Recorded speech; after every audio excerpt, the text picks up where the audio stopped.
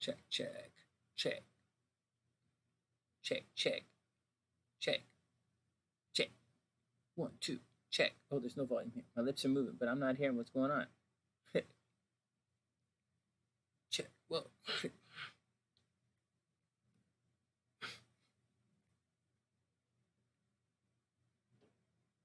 What the hell is this?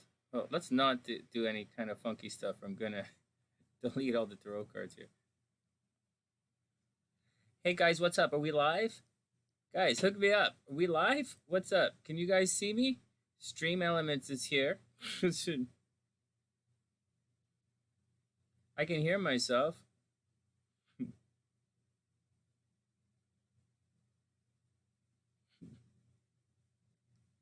Okay. Oh, what the hell is this? Felicia, what's up? I hope you're having a super amazing day. Sam, you're in the Samantha, you're in the description box. We'll put timestamps in everything. Hey Pearl, what's going on? Hey Felicia, hey Pearl.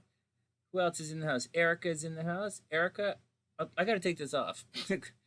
I can hear myself. I'm guessing you guys can hear myself.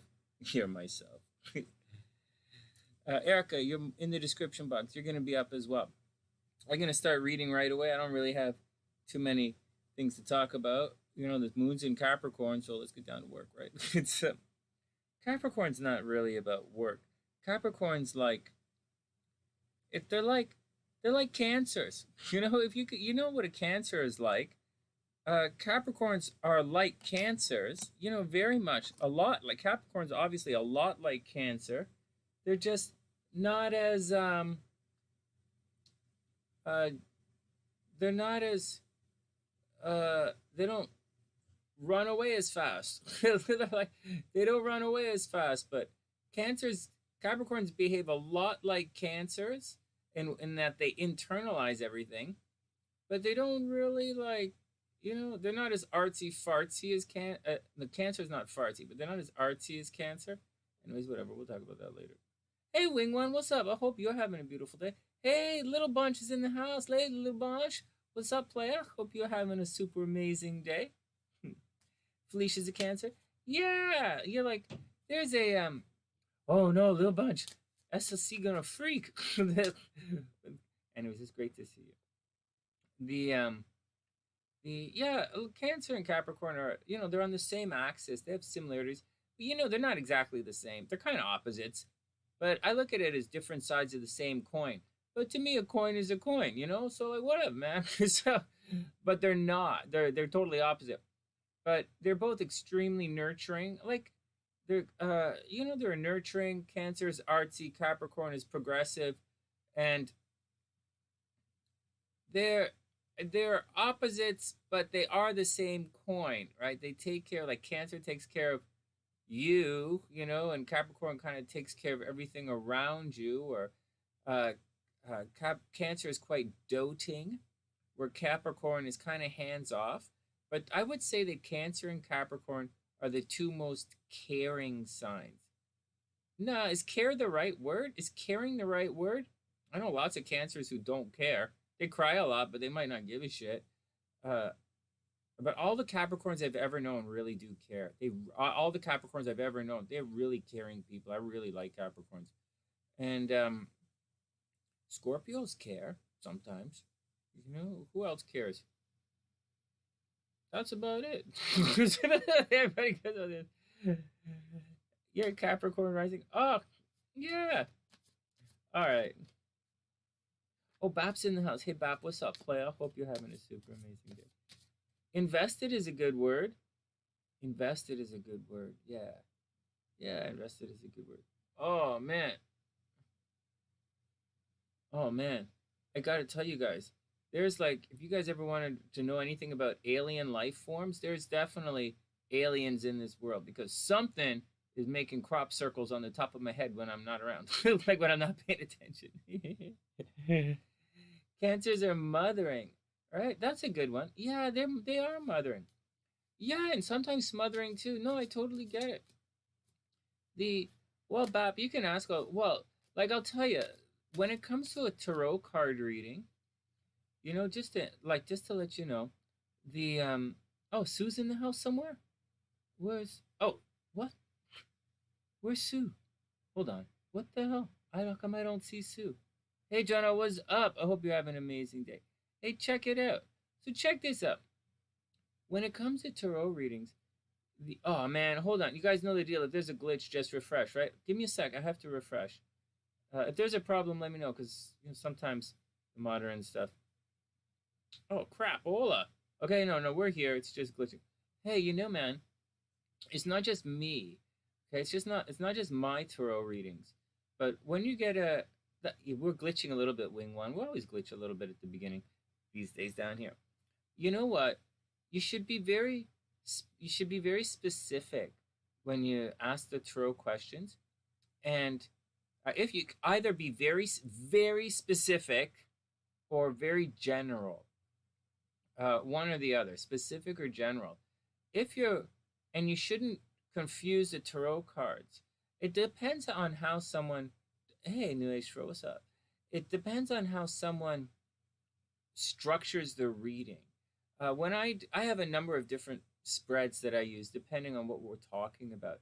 My daily readings are usually how many cards? They're 8, 10 cards. They're 11 card readings. My daily tarot readings are about 11 card readings, and I talk about the bottom line is the inner you, the top line is what's happening to you, and then we have you yourself, what's opposing you in the day, which might not be against you, but it's like what you're seeing, and then we have an outcome card, and that's the deal with that. And so real tarot readers they're not just like, hey man, Two of Swords, you've got some decisions to make. That's not how it works. that means it depends on where it is in the spread. If it's at the on certain readings, I might say on the bottom line it might be you're conflicted on the inside, right? But at another part it might be like, hey man, you got like a couple of babies checking your action out, or you might have some sales coming. It's like it all depends on where the cards fall. But generally, if you ask the card a certain question, like does the girl like me, let's say, and then you get all these money cards, like say you ask, does the girl like me and will I get the job? There's two unrelated questions. So like that's good. So it all depends on the tarot reader and how they do it, but how they structure their spread, right? The spreads are all different. Now, to let you know about Michael likes the New Age, this Celtic Cross. That's a really popular reading, right? Really popular spread. I think it's a really good one too. And so I just can't fit it on the screen.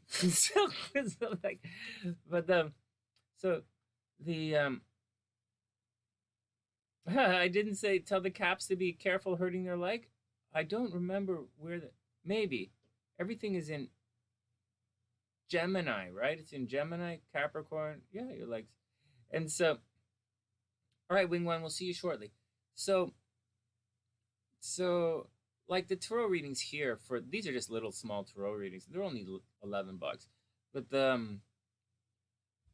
I would recommend keeping it as simple. I would keep it as direct. Like I would keep it as simple as possible, and I would recommend that. Like sincerely. Also, there's a possibility when you're getting cards read that maybe your cards don't want to talk about what you're questioning.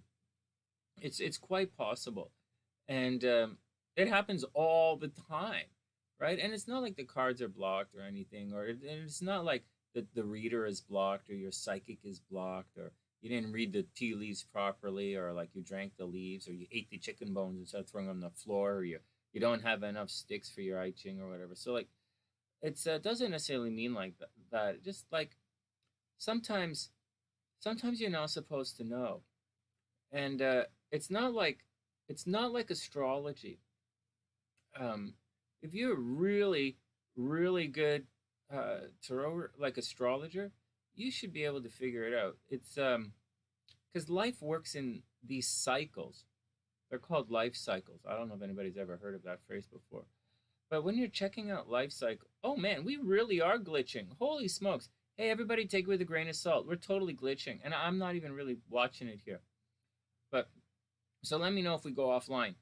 Or anyways, the astrology is, if you have a good astrologer, it's very, like, a good astrologer can be extremely accurate. And just like, a good doctor is really accurate. But like most doctors are just average guys, right? Average idiots. And most astrologers and tarot readers just average idiots, no offense, but people are just people. Like, you get a guy who can dig the shit out of a ditch. You can get some numpty who won't do F all. And it's just the way life is sometimes. So, but my advice when getting your cards read is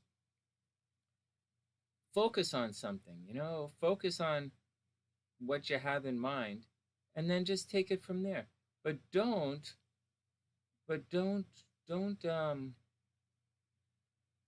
just be open to what the cards are trying to tell you, is what I think. That's what. That's cool, Sue. Just be like, that's my 2 cents, man. Oh man, I give long-winded questions. Well, I'm really stressed out these days. This is probably the most stressful days of my life. I don't know, man. I had some pretty stressful days in my life. This is pretty stressful. This is right up there. It's very important not to force answers when you're accessing your psychic intuition. There's psychics right here on the channel, in the chat right now, for those who don't know. And there's some really good ones right here. It's very important to not, you got it, Bap. It's very important, but it's important not to try and force a reading. And that's the deal. And it's like anything else. Don't force it. Just read the cards, man. Don't try and understand what you're reading either, because you have no idea what the other person is going through. And the other person might tell you a lot of shit. Like, I'm ridiculously experienced at this. And before I was a hypnotherapist. So, like, I spent a lot of time talking to people. Don't force it. Don't force it to make sense to you. Because, like, the other person you don't know what they're going through. And they're not always being honest with you. So, like, like, so many times, I don't know how many times I've had people ask me to read their cards or look at charts about someone they're interested in, ask for some kind of romance reading, and I find out that they're dating someone else. Like, what the fuck? So be cool with it. So take it all with a grain of salt. You got it, Bap. Life has been intense. Yeah, let me check that out. Hold on. USA, are you sure, man? You're in the PO? You're in the PO, the Portland, Oregon? Oh, Bap, do you have your birth time? Let me write it down. Hold on. Let me put it here. That's my 2 cents on that question. You're in the you're in the description box. BAP. B.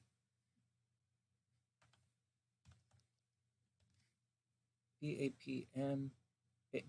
BHAMET. Oh, damn, I spelled it wrong. Bap Ap. 6:15 p.m. You got it. I spelled it wrong. Whatever.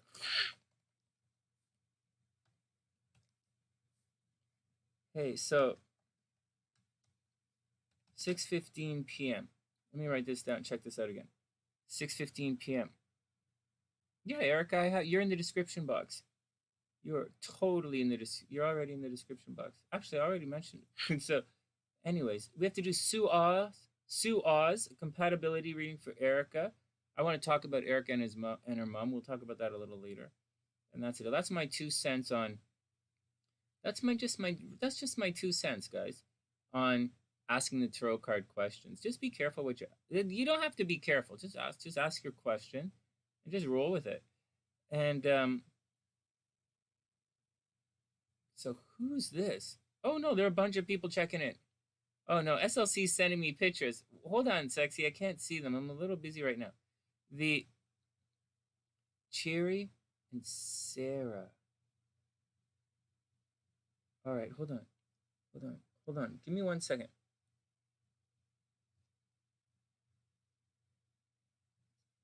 I'm just popping some people in the description box. And then we're going to cruise through. Oh, crap.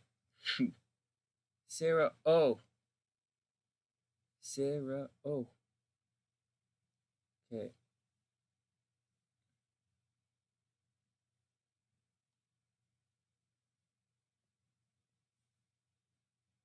Hold on.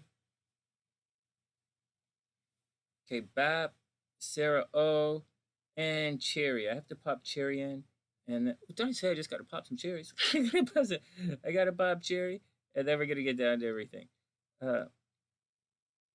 CherryC.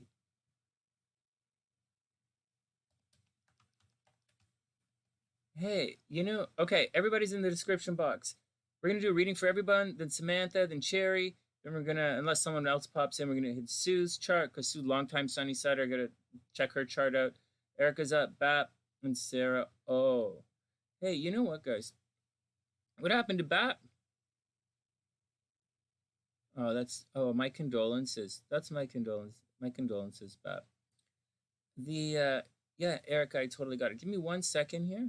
Hey, Bernadette, what's up? I hope you're having a beautiful day. Oh, wow, these are so cute.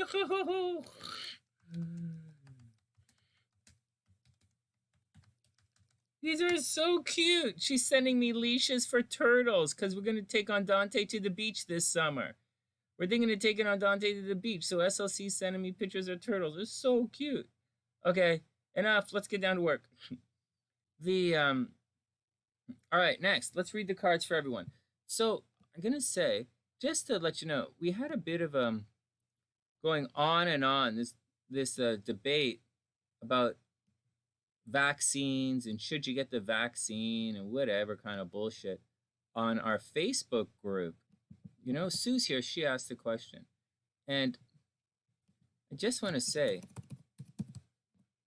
I absolutely 100% don't care if you get vaccinated or not. Hey, Chico, I hope you're having a beautiful day. It's great to see you. Chico, long-time SunnySider. Long-time SunnySider, like 3 years now. And so, maybe 4 years. Chico, long-time SunnySider. So, oh, wait, we're on the wrong screen. So we're going to read the cards for everybody now. Give me a second to pull it up. What happened? Why are you upset? What the hell? I can't look at this. I don't have time for all this. Oh, that's horrible. Oh, 1 sec.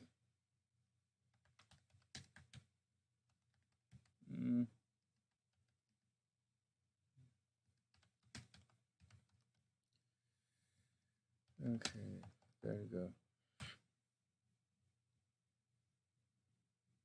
So, let's move on. No, so you didn't cause any problems at all. No, you're misunderstanding me. I think it was a great question. I think it was a brilliant question. Brilliant question that everybody wants to know. It's a very appropriate question to ask. And, we got I have been vaccinated, so I'm a pretty good one to ask. And I know some guys, right? So I really am a good person to ask. However,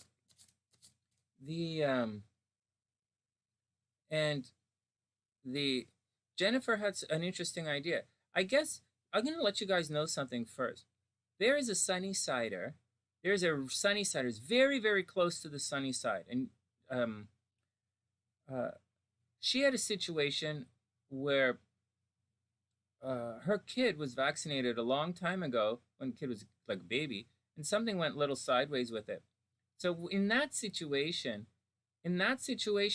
she has every right in the world, and I fully support her in not getting vaccinated.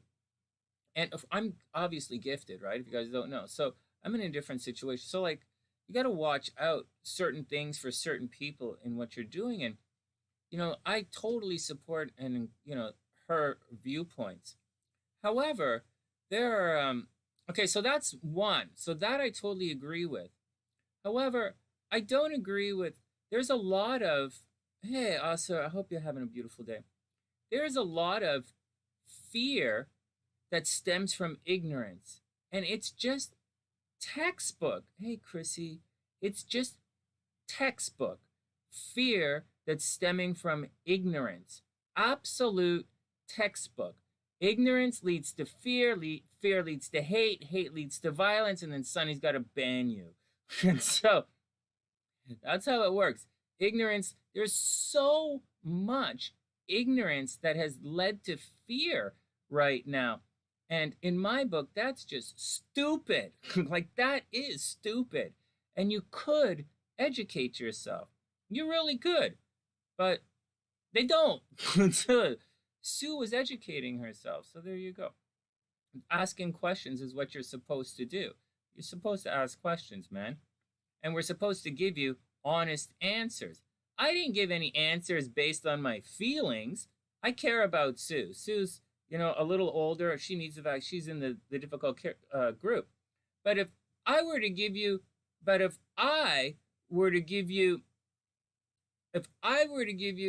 an answer based on my feelings, right? Like you guys are giving like these answers, you know, like ignorance leads to fear, right? Fear is a feeling, and it's an expression of fear. Fear is often an expression of ignorance. If I gave you an answer based on my feelings, I would say go do whatever the fuck you want. I don't give a shit what the fuck you do. Go like poison your own fucking ass. I don't care. Get the shot, don't get the shot. Why the fuck would I care? Like I just don't give a fuck. All those people in Texas who like walking around getting the road. I absolutely 1,000,000% don't give a fuck what you do. Seriously, I will never meet you in real life. We will never be in the same room. I don't care. You know, like seriously, there is no planet that I fucking care what you do. You're not allowed into my show anyways. So fuck you. Now that would be my answer if I were to speak on my feelings. But I don't. And that's not a responsible answer. A responsible answer is to express what I know. And that's what I did. I expressed what I know. The sunny side is not about all of this kind of stuff. You know, the sunny side's not, you know, we're here to shine light on things. And so moving along, there was one woman. So Jennifer had an answer, right? Jennifer's answer was fine. Jennifer's extremely respectful in her thing. I know Jennifer is Jennifer in regular life, okay? She's regular. She posed some silly questions in a different place, and, you know, but whatever is whatever. But I didn't take offense to anything she said. But there was another person who was offensive. And you can't just stand there and speak bullshit on the sunny side. Like, not in my Facebook, not in my private fucking Facebook group. Are you stupid? Well, she's stupid. She is stupid. Like, ignorance leads to stupidity too, right? Stupid, it's a loop. She didn't even make it to fear. She's stuck in stupid. Not in the Facebook group. Fuck you, you're out. And so the number one rule is respect other people. And she clearly didn't. And so whatever. And so it's like anything else. If you say anything negative to SLC, you're immediately banned forever. And you're not coming back. And so, and there's some people who know that, you know. So they're, anyways, that's stupid. Now, the next thing is, having said all of that, so that's first. Ignorance leads to fear, and there's a lot of fear in this world, and there's a lot of stupidity. The next thing is, oh, thanks, Sue. The next thing is, if you're going to bring an argument to the table, and an argument isn't a fight, an argument is a debate. So if we're having an open debate, an open dialogue, right, a conversation about something, and there are many views that you can do it, you know, that you can look at it. There's, you must bring real answers to the table. On the sunny side, you have to bring real answers to the table. You cannot put propaganda in front of me and have think that I'm going to take you seriously. And the article that Jennifer, and again, Jennifer's fine. Jennifer wasn't banned or anything. Jennifer is not stupid. There are a couple other people who are really stupid, but Jennifer's not. And she brought forward an article because I said, you know what, man, bring some articles for it. She brought forward a propaganda article from and anti-vaccine, like anti-vaxxer groups, anti-vaccination groups. Anti-vaccination groups have been around for a very, very long time. In this article, right at the top, it says, this is a scientific article about... It wasn't even remotely scientific. It was a goddamn fucking propaganda page from a goddamn fucking lobby group. You might as well have been sending me some flat earth shit, right? Some flat earth shit or some kind of, any kind of stupid shit. Like, it was... I looked at it and I just laughed. I was like, are you serious? You're going to send me... This is stupid. On the sunny side, I was actually offended. When I saw that, I was offended. I was highly disrespected. I couldn't take her seriously after that. And so, and I'm saying the same thing to you guys. I don't take you seriously. If you want to bring... There was someone a thing that gets... Hey, JM, that Getz guy in Florida is in a lot of trouble for some stuff. But someone left a comment saying, the guy I'm talking about is Hunter Biden. That Hunter Biden thing is so bullshit. If any one of you idiots believe anything Giuliani says, don't you guys know that Fox is not new? It says Fox News, but it's a TV show. It's like watching Friends or Seinfeld or The Muppet Show. It's like watching The Muppet Show. It's not even social commentary. It's just like watching the goddamn Muppet Show. I don't even know how bizarrely insane it is. Would you walk around quoting The Muppet Show? Like, you can, but I'm not going to fucking take you seriously. And so, she said something like, I went to research it. I'm like, seriously? So I went to look it up. 15,000 pictures. Do you guys know how many 15,000 pictures are? Do you know how many? Like, first, it's racist. 15,000 pictures of Asian women. First, that's fucking racist. Why would you make a racist comment publicly? It's like a scar on my fucking video. It's so fucking... Why would you... I look at that shit and it's like a fucking scar. Like some retard comes and wiggles their fucking... Blah, blah, blah, on my... I'm like, that's so... I can't stand that shit. And so... But the thing is, you know, maybe she really believed it. Maybe she... Again, ignorance. Like, absolutely ignorance. And so, you know, and I'm a psychic immense. I have to be careful what I put in my head, you know. You are what you eat. Intellectually, emotionally, physically, you are what you ingest. If you ingest stupidity all day long, you're going to be one stupid motherfucker. You know, if you ingest, you know, fatty food all day long, you're going to be a tubby bitch, man. If you're going to be a tubby motherfucker. If you're like, hang out with emotionally broken people and goddamn pity party all day long, you're going to turn into a pity party. You just are what you ingest. It's so freaking obvious. It's not even funny. Fuck. What kind of idiot would quote The Muppet Show? I just don't fucking get it. Anyways, whatever. Why don't you go storm the Capitol? Like, seriously. Seriously, go do something stupid. But anyways, let's move on. So, there we go. Oh, sweet dreams, Sue. Sweet dreams, Sue. Hey, Sue, before you go, I want to say something. There's a possibility. The second shot, like, you can get, you know, anyways, whatever. Like, I think, like, first, there is zero evidence out there of the vaccines causing, of the Moderna or the Pfizer vaccine causing widespread illnesses in people. It's just no data, zero data. But and to say that 500 or 1,000 people got sick out of 100 million it doesn't qualify, right? So, but I believe that people's immune system, like people like your body is working for the first, like if you're an older person, your body is not healing at the same rate as other people. It's you're getting old. Your body's not healing at the same rate. You're not an athlete like my mom. You know, you're not a yoga guy like my dad, and you definitely don't work out like me. So these are the vaccinations are forcing your immune system to come online again. And it's obvious. I bet if these people went for a walk they would get a headache, they would get sick. I swear to God, that's what I believe.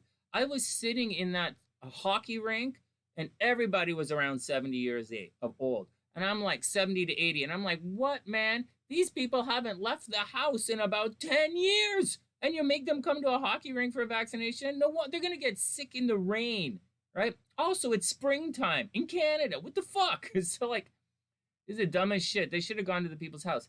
But anyways, that's my 2 cents. And that's my hypothesis. And I'm telling you guys, it's a hypothesis. It's not scientific fact. I'm not bullshitting you. I'm just giving you a hypothesis. You guys know what a hypothesis, right? It's the sum of the squares. And so, anyways, let's move on. But the deal is, oh, and thanks, Chico. That's really sweet. Chico, let me add you to the list. I'll read your cards if you stay around. So all I'm trying to say is, like, that's almost as dumb as blaming the coronavirus. That's like, why don't you just blame it on Obama or Hillary Clinton? Why the fuck is anybody? Why is the word Hillary Clinton coming out of anybody's mouth at any time? She was never president. What the stupid? Like, let's move on. Anyways, the offensive people, the real idiot motherfuckers, got removed from the SunnySide group, right? The idiots got removed from the group because they don't belong. They do not belong. We are an international audience, and we don't belong. It's like that. Hey, Sonny, your talk or whatever you say doesn't resonate with me. You're not vibing me. You know what? I'm really happy that I don't resonate or vibe with these people. I'm really happy when they say that, because we're not for everybody here. We don't. They just burned down 3 Masonic temples in North Vancouver where I lived, and like, if I was there, they would have probably burned down my music studio. I don't want to see these people ever in my life. So I'm glad I don't resonate with you. Go resonate your own ass self. And so, holy jeez. Anyways, neither here nor there. But get the shot if you want. Don't get the shot if you want. I really don't care. But I'll tell you something. I know someone who was in the COVID ward and in a hospital, and he was there. And his story is horrific. So I'm telling you, you do not want to be there. And I'm so sincere, it's not even funny. Anyways, do whatever the fuck you want. So, do whatever the fuck you want. Holy jeez. But I gotta tell you guys, just an aside, just between me and you guys, because only about 500 people are gonna see this video. This is not a horoscope thing. I think a woman who doesn't wear a mask in public during this kind of thing and like bitches about it, I think she's the nastiest bitch on the planet. I think she's absolutely disgusting. Like, if she's not cautious enough about what she puts in her, if she's not vigilant against disease or like transmitted things, I wouldn't want to touch that. At first, I'm married, so I'm not dating anybody. But like, I think when I look at a woman who does that, that just disgrosses me out. I'm like, oh, that's so nasty. I don't want to be a million miles around people like this.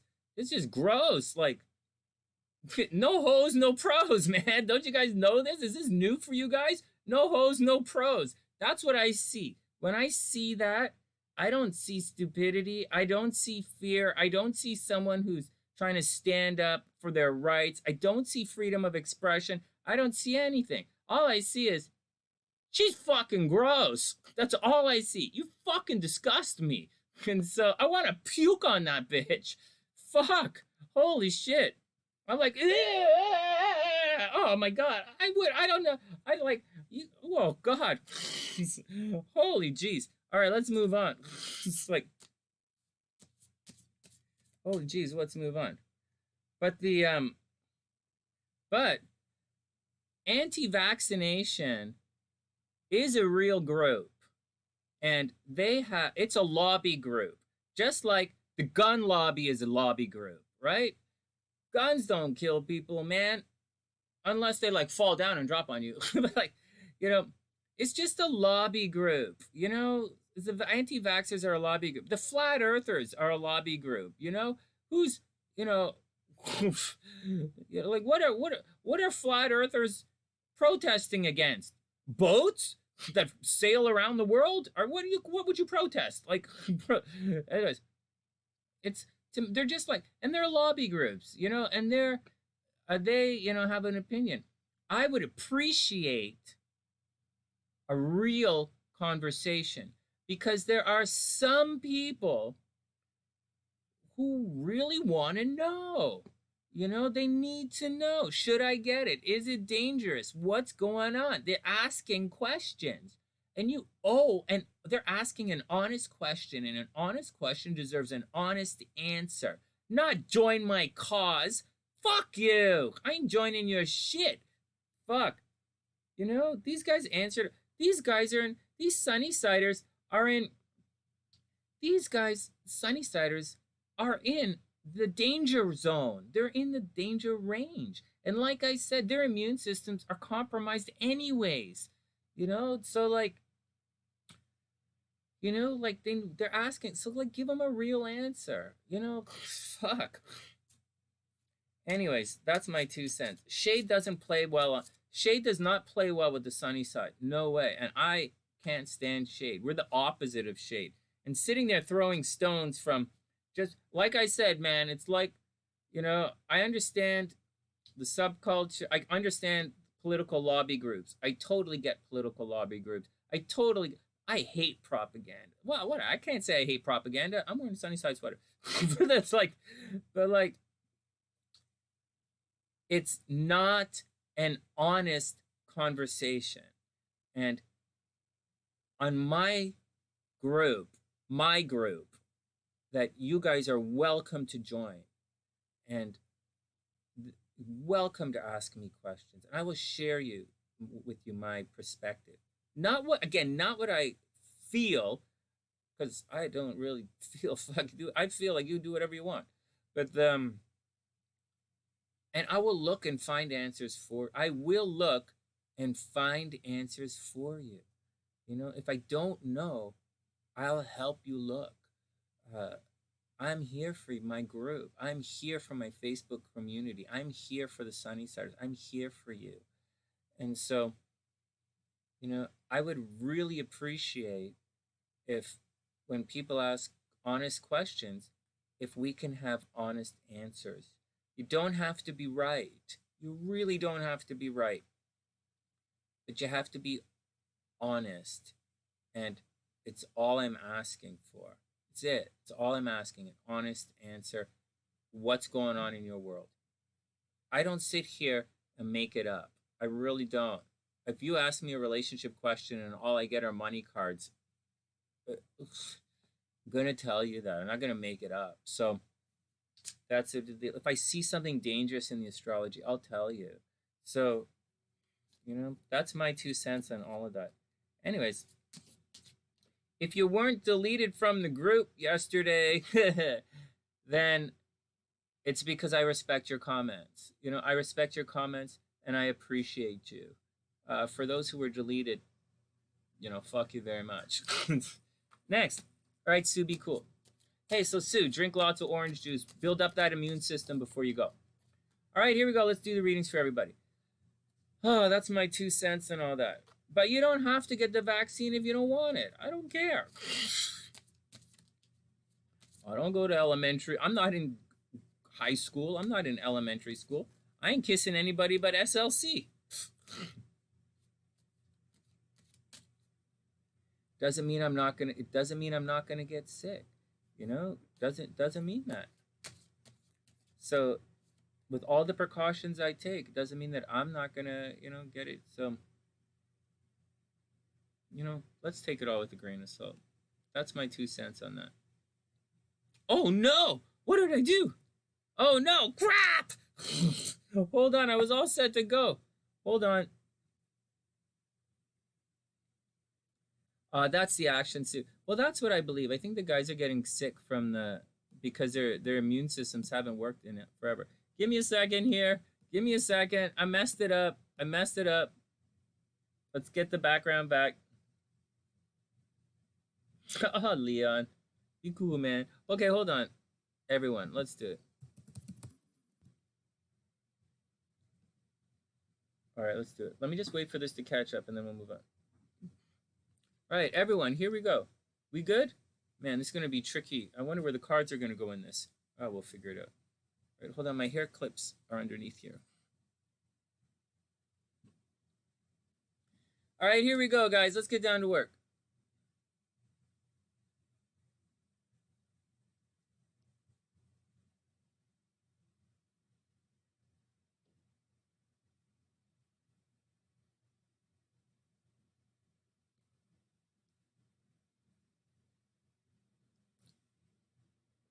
I just spent 40 minutes ranting. Damn, I was all set to go. I didn't even sing. All right, here we go. Tarot reading for everybody. Let's do it. I don't know why anyone care what I really think. Yeah, kissing SLC. All right, let's do it. Everyone, first up.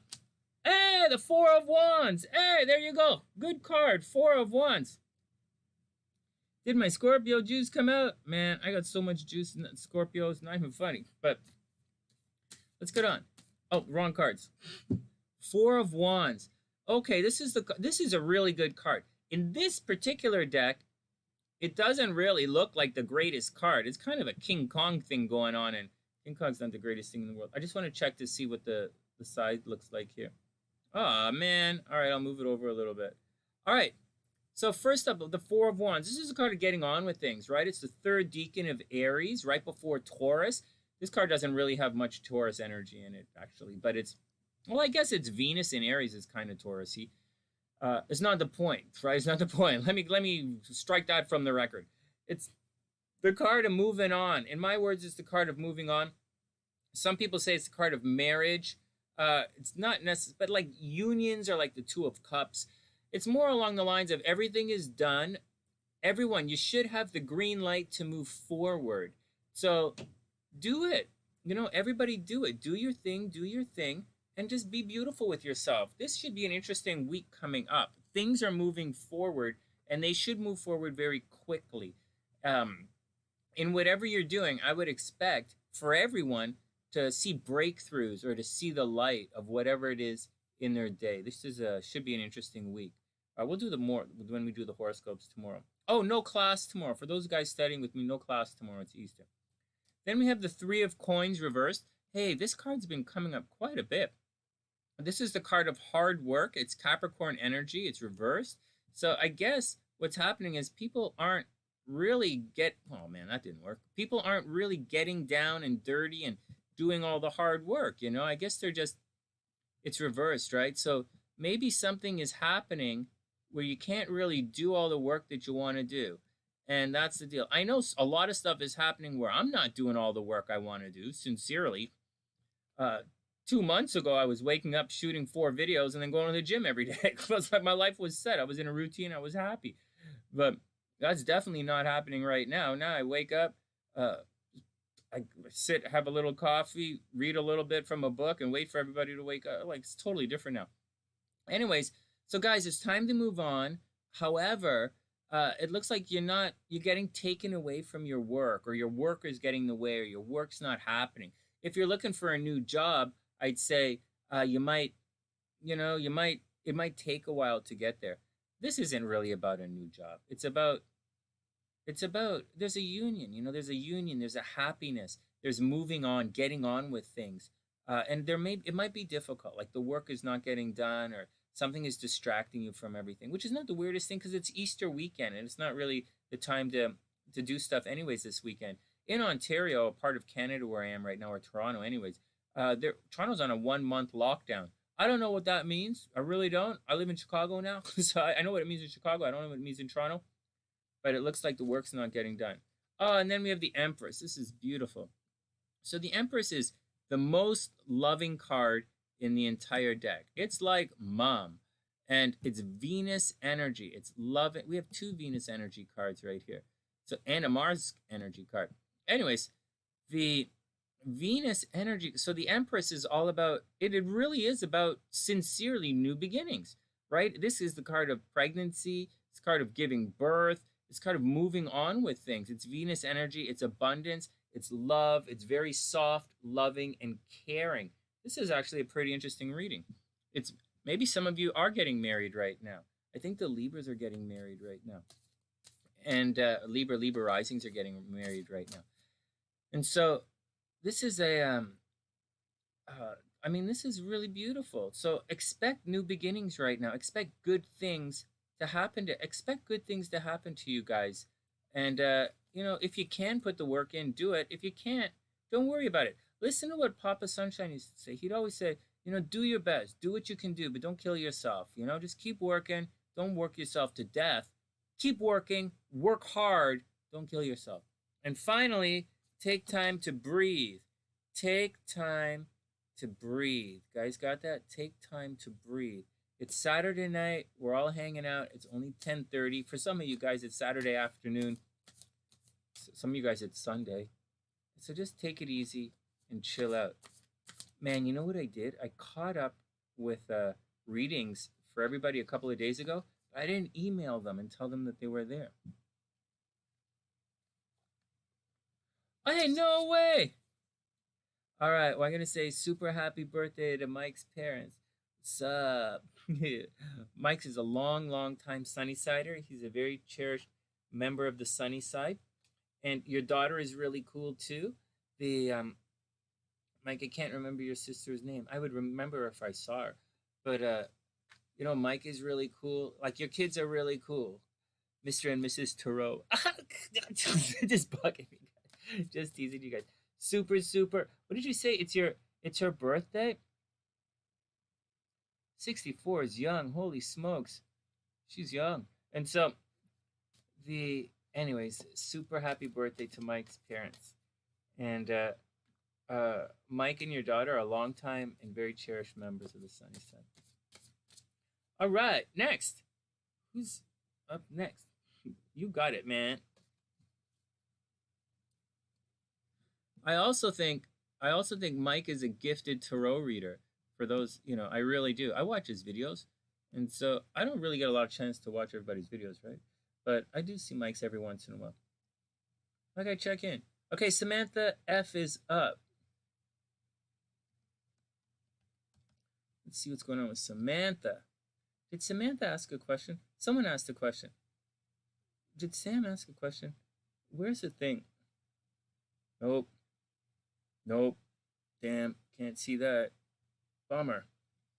Damn, it was way ago. Sam asked a question. I think she asked. Oh, damn. Hold on.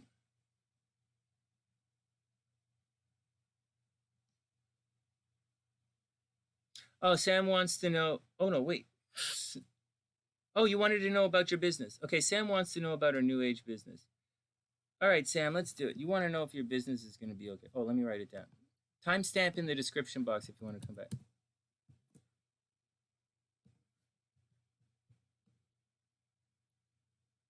You know, you can ask the tarot cards all you want, but these kind of things.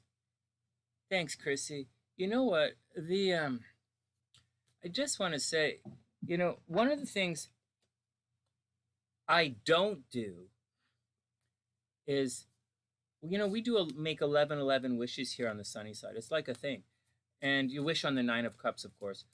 But one of the things I don't do is, I don't ask if I'm going to be successful. I've never asked that. I've never asked to be successful. I never wish to be successful either. Your success comes from you, right? It comes from your brains, right? If you've got brains, if you get brains, effort, timing, they're a Masonic. So we do this thing in Freemasonry where we talk about the working tools. And in each degree in Freemasonry, there are different working tools, and they talk about different things. And the one I'm thinking about is the hammer and the chisel. And the hammer and the chisel, or the heavy mallet, I think they call it. It shows that you have to have a chisel, like a point, right? And you have to focus in the point. But you also have to put effort in, which is the hammer. And if you don't put the effort in, I wouldn't expect any success. Like, you actually have to make the video if you want to have a successful video. And it's like a long time ago, I got kicked out of a band, really popular band, had a song on the radio and everything. And they're like, but at the time I was like goofing around. I didn't want to, like, and I was getting angry about other stuff. And they're like, Sonny, and I wasn't going to rehearsals and stuff. And the guy sat me down and he said, Sonny, if you want to be in the band, one of the things about being in the band is you actually have to be in the band. And if you're not going to show up to the gig, I skipped a bunch of rehearsals and then I skipped a gig. And I'm like, because I was just going to play one song, right? I didn't want to go all there from that. They're like, you got to actually be in the band. It was really funny. But anyways, whatever. I liked playing with those guys, but there's a time and my time internally in my heart, my time was done. I didn't want to play with them anymore. Anyways, I'll read and see what the cards say, but your success in life is 100% up to you, regardless of what the cards say. And that comes from within. You have to believe in yourself. You need, the best card you can get to talk about your success in my book is the Magician card. Because the Magician shines a light on the person and it reveals your own potential. And then you get jazzed and get out there in the world. And that's the way I look at success.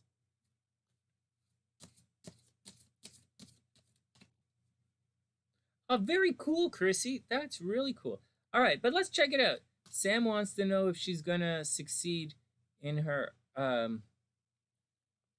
venture here. Here we go. First up, the Lovers reversed. Well, here we go. So the Lovers generally indicate that a teacher is on the, I know it doesn't. Someone's going to come along to change your mind. This is absolutely Gemini energy, right? It's Gemini energy, but it's reversed. The Hebrew glyph is knife, but that's not really what this point is about. Which this doesn't, the Hebrew glyph and the Gemini thing might not pertain to your question. But to answer your question as we start with this card, I'll just tell you what it says and, do your best to apply it to yourself. But what happens in the story of Tarot, or the Fool's Journey, which is the story of the major arcana here, Tarot's cruising along, he's going along, la la la, I'm Tarot, I'm doing this, I'm doing this, I'm doing this. And he's really focused on what he wants to do. And then he gets to a crossroads and he meets some girl. And this girl, and he has to make a choice. Am I going to go in this direction with the girl? Or am I going to continue on in this direction where I was going? This is going to happen. And, Tarot decides to go with the girl. And as such, oh, it's cool, Sam. Oh, well, Sam, just to let you know, that's my answer for that question always, by your own bootstraps. But let's see what the cards say. So in this story of Tarot, the Lovers are like, so Tarot meets the Lover and he changes his mind. So as a result, the Lovers, someone is going to come along to change your mind. I'll give you another example of the question, I'll give you another example of this using other things. Imagine you're going to have dinner for yourself, or imagine you're going grocery shopping and you're just grocery shopping for yourself. All right, well, I'm going to get some peanut butter. I'm going to get a loaf of bread and, that's it. But then you meet this, hey, Casey, what's up? Of course you can get a chart reading.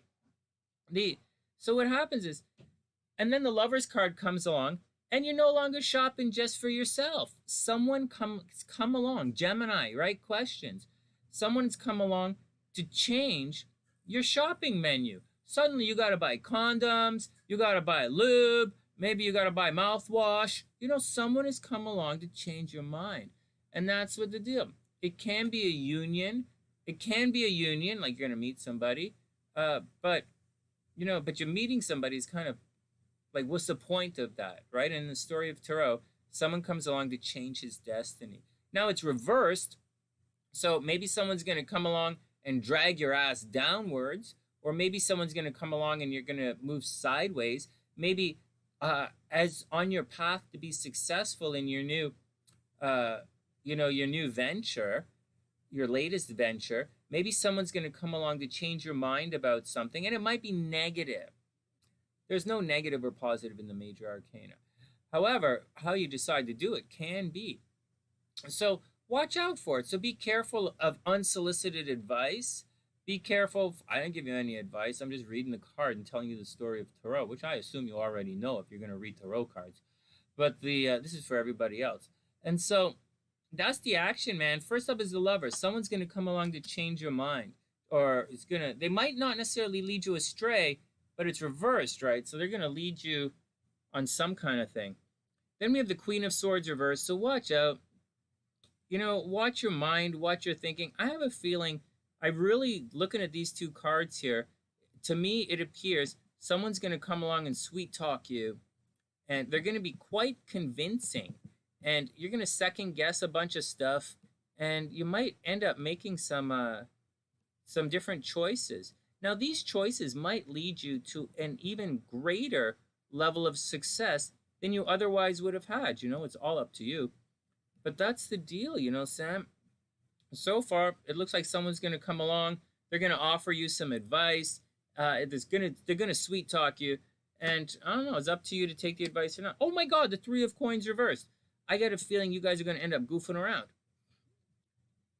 Where did the coins go? So, Three of Coins reversed. Be careful that this person who comes by doesn't sweet talk you and take you away from Three of Coins, hard work, right? Mars and Capricorn doesn't take you away from all of the work that you have to do, which can really happen, So if I were you, I would really put a lot of effort into it, and I would do your best. I would do your best. I would take it very seriously. I would treat it like a real job. There's a lot to it. And, do your best. Try not to get distracted, right? I think this reading says they're going to be a bunch of distracted. Oh, you got it, Casey. Let me just write you down before I forget.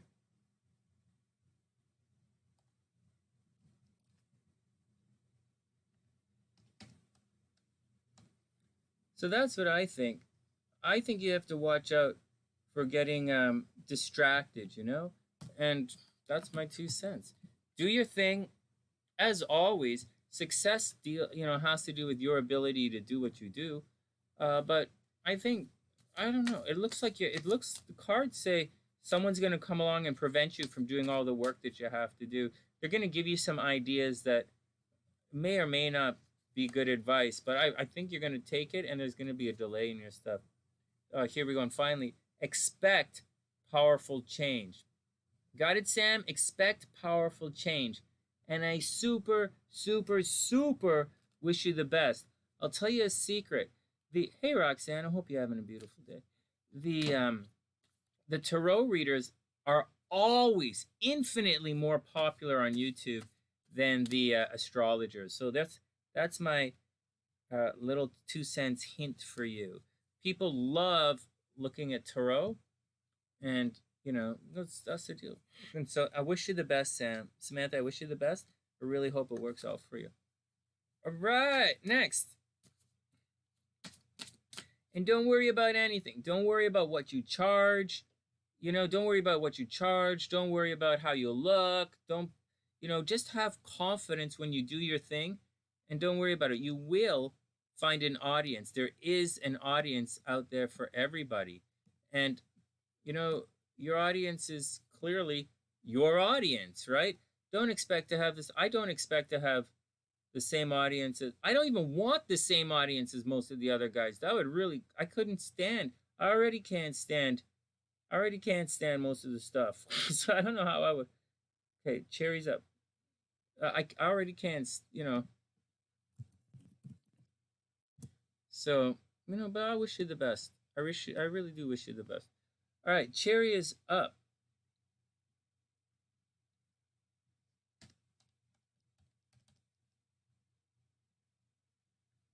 Cherry, then Chico V. Okay, you're welcome. All right, cherry's up. Let's see what's going on with cherry.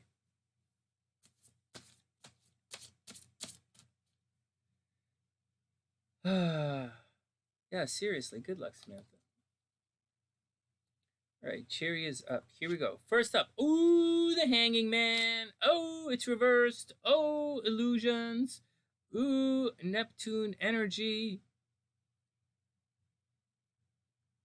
The more you study, the more you talk about it, the more you write, where did it go? The easier some of it comes, the easier it gets.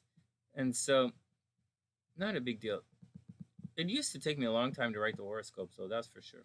So, all right, the Hanging Man reverse. So, Cherry, this is the card of illusions. Reverse does not mean it makes more sense. It means it really doesn't make sense. The world is really turned upside down. So, hey, you know what, Michael? I was thinking about that for you as well. I was looking at different stuff that you might read. I thought doing pet horoscope, because I had that channel for Andante a long time ago, on Dante's fan page, you know, and it was all about pet horoscopes and pet memes and stuff. I really liked it. It's a lot of work for a niche market. And I had to keep doing the horoscopes because I was writing for the newspaper. So I didn't really have time for both. And I was teaching a lot. So, but I always thought it was pretty good. And remember, you mine your niche, get very, very popular in your niche, and then you break out into other stuff. I think that's the answer for that. All right, Cherry, you're up. The Hanging Man reverse. So, like, this is the card of illusions. It's very clearly Neptune energy. That's the symbol of Neptune, if you don't know. And so this is all about using your intuition. It means things are a little blurry right now. Maybe you were seeing the best in people, or I have a feeling you're actually, Cherry, you might be feeling a little deterred right now, or a little discouraged, or maybe you're not seeing the best in something. And by the best, I mean, see, Neptune energy is like this. This card, Neptune energy is usually, like, say a guy has a giant pimple on his face. Neptune is like looking at it through rose-colored glasses, or like looking at someone through the world through a glass of water. It's a little blurry. And as such, you don't really see the pimples, right? You don't really see someone's fault with Neptune energy. And that's the deal with this card. It means you're not really seeing someone's fault, but it's reversed. So maybe you are seeing someone's faults, or maybe you're completely missing the obvious right now. So be careful. All right, next. So be careful. Wrong cards. And absolutely use your intuition, right? This card is all about moving from here, right? The material world or the physical world into the ethereal world. So use your intuition and you should be okay. Things aren't going to make sense. Use your intuition. Oh, then Ace of Wands. Well, here we go. So expect a new beginning, you know? Maybe you're going to get a new job. Maybe you're going to move around. You know, the wands are physical action, right? And you have some new physical activity. So maybe, Cherry, you're going to start a new job, really. New job, maybe a new relationship, maybe a new hobby. Maybe you're going to get a new car, cell phone. Maybe you're going to get a new dress. I don't know. Or new shoes. I don't know. But things are a little blurry. There's a bit of confusion happening. It's not necessarily confusion. The moon card is confusion. This card is illusions, right? Or you're not seeing something, you're missing something, or you're waiting for something. It's not like Three of Wands is waiting, but like but that's what's going on. But you do have a potential for a new beginning, and I think it's going to be pretty good. But you have to figure it out. You still have to figure it out. Hey, EleniG, what's up? I hope you're having a super, super amazing day. And then we have the Four of Swords. This is an interesting card. This is the card of meditation and chilling out. So whatever happens, whatever's going on, Cherry, the cards are saying to chill out and don't stress it out. Well, that's what the cards say. The Four of Swords is the card of meditation. It's the card of sleeping on it. You see the three swords are down here stressing her out, and the one sword is underneath. She's dreaming about it. Let your subconscious figure it out, Cherry. So whatever you're going through, don't stress it out, man. This is not a weekend of stress. Holy crap and ass, man.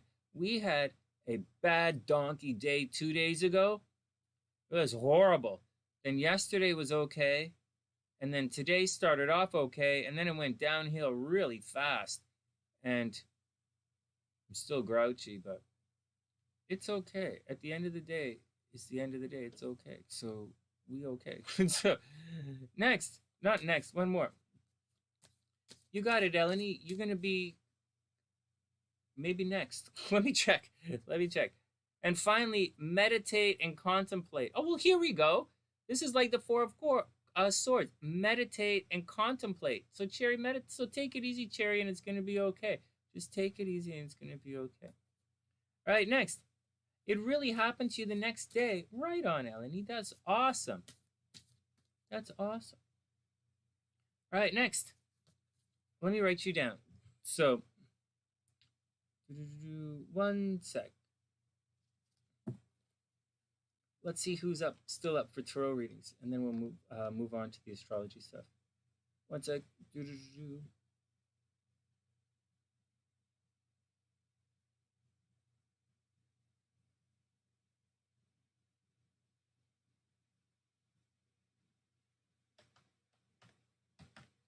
EleniG.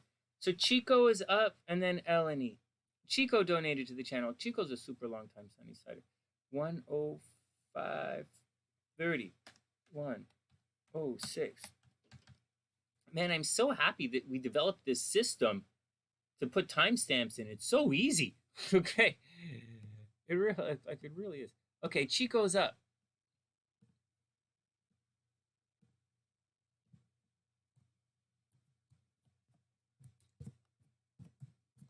What the? Spell much, Sonny? Not as much as you would think. All right, talk. Yeah, spell? No. Class is canceled tomorrow, guys. It's Easter Sunday. Hey, Nalim, what's up? I hope you're having a super beautiful day. Yeah, spell no. Actually, class is canceled, and all the handouts for the class, they're actually in pictures on my phone. They're JPEGs, so it's completely useless to send to you guys. So I have to get it all into PDF format so I can send it to you guys. But I'll do that when I get offline tonight. When I'm offline, depending on how late I get off, I'm gonna ride the bike for a while, and I gotta chill out, right? I ride the bike. I spend a lot of time riding the bike. And it's okay. It's okay. Okay, let's move on. Chico is up.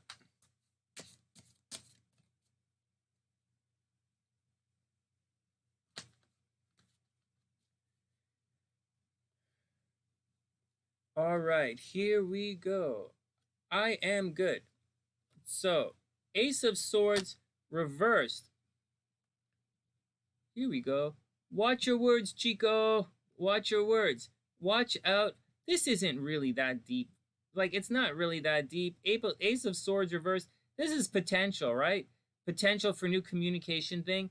So this is like getting a cell phone, right? Or meeting somebody. It could be meeting somebody, right? New communications, new rapport. Let's keep in mind, the swords are like Libra, Gemini, Aquarius. So these are pretty social cards, man. And so new beginnings socially, unfortunately, or the potential for new beginnings socially, unfortunately, it's reversed. So I would imagine there's going to be a delay. Maybe you started something, or maybe you kind of met somebody, but it's not taken off quite yet. And so, but there is the potential. Aces are always potential. For those who don't know, aces don't actually exist in astrology. They start at 2. But so what? It's the potential. So Chico, you have the potential for some new communication thing. Maybe you're going to buy a new computer, but it's waiting for it to go on sale. We're looking to buy Papa Sunshine a new computer for the business, but we're waiting for it to go on sale, right? We don't just go blindly spend money. Especially I very much don't blindly spend money. But whatever, man. So take it easy. Wait for things to come on sale. If you just met a new guy or something, or or whatever, just take it all. Just chill it out. Don't stress it out. Then, you have the Hanging Man as well. There are some illusions, guys. The cards are repeating themselves again tonight. So, you know the deal. Everybody knows the deal. The well-hung man. This card is the card of illusions. All the long-time Sunny-siders. I tell the same jokes over and over again. Whatever, man.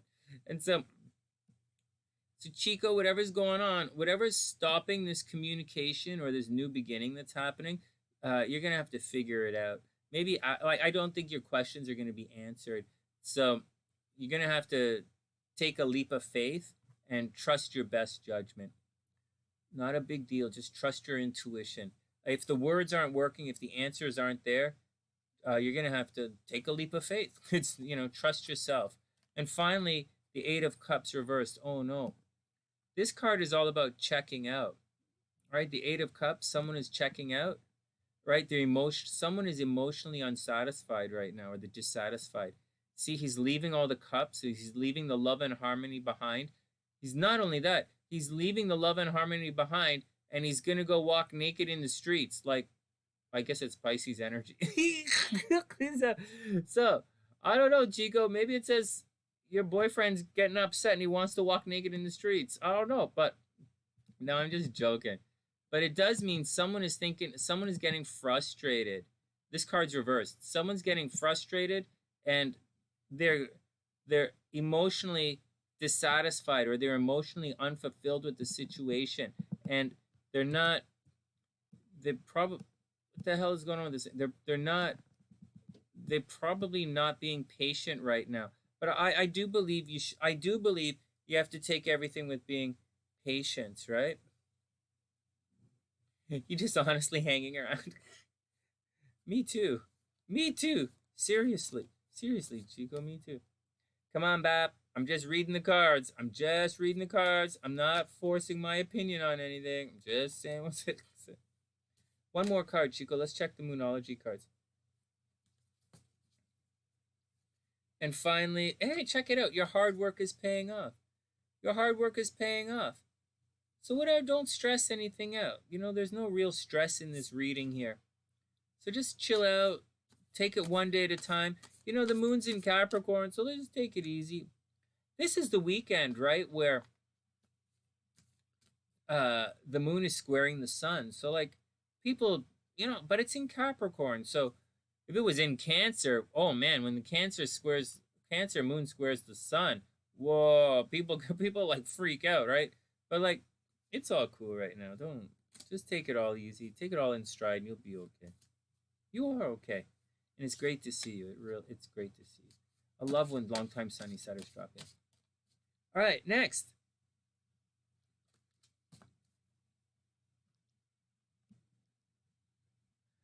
It does sound like a good time. Well, it's a good time physically, but emotionally.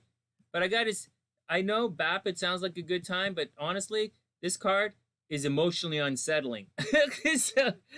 I know it seems like a good idea, but it's emotionally unsettling. You guys making me say stupid shit.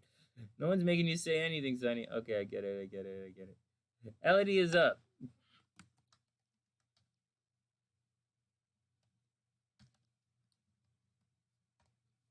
Did I do this right? 12. Oh, 112. Oh my God, 12. All right, EleniG's up. You're super welcome. Super welcome. Virgo moon and Cancer moon, oh, they're really caring people. Really nurturing and caring people. Wow, that's really good. Oh, and your dad and you're a Pisces.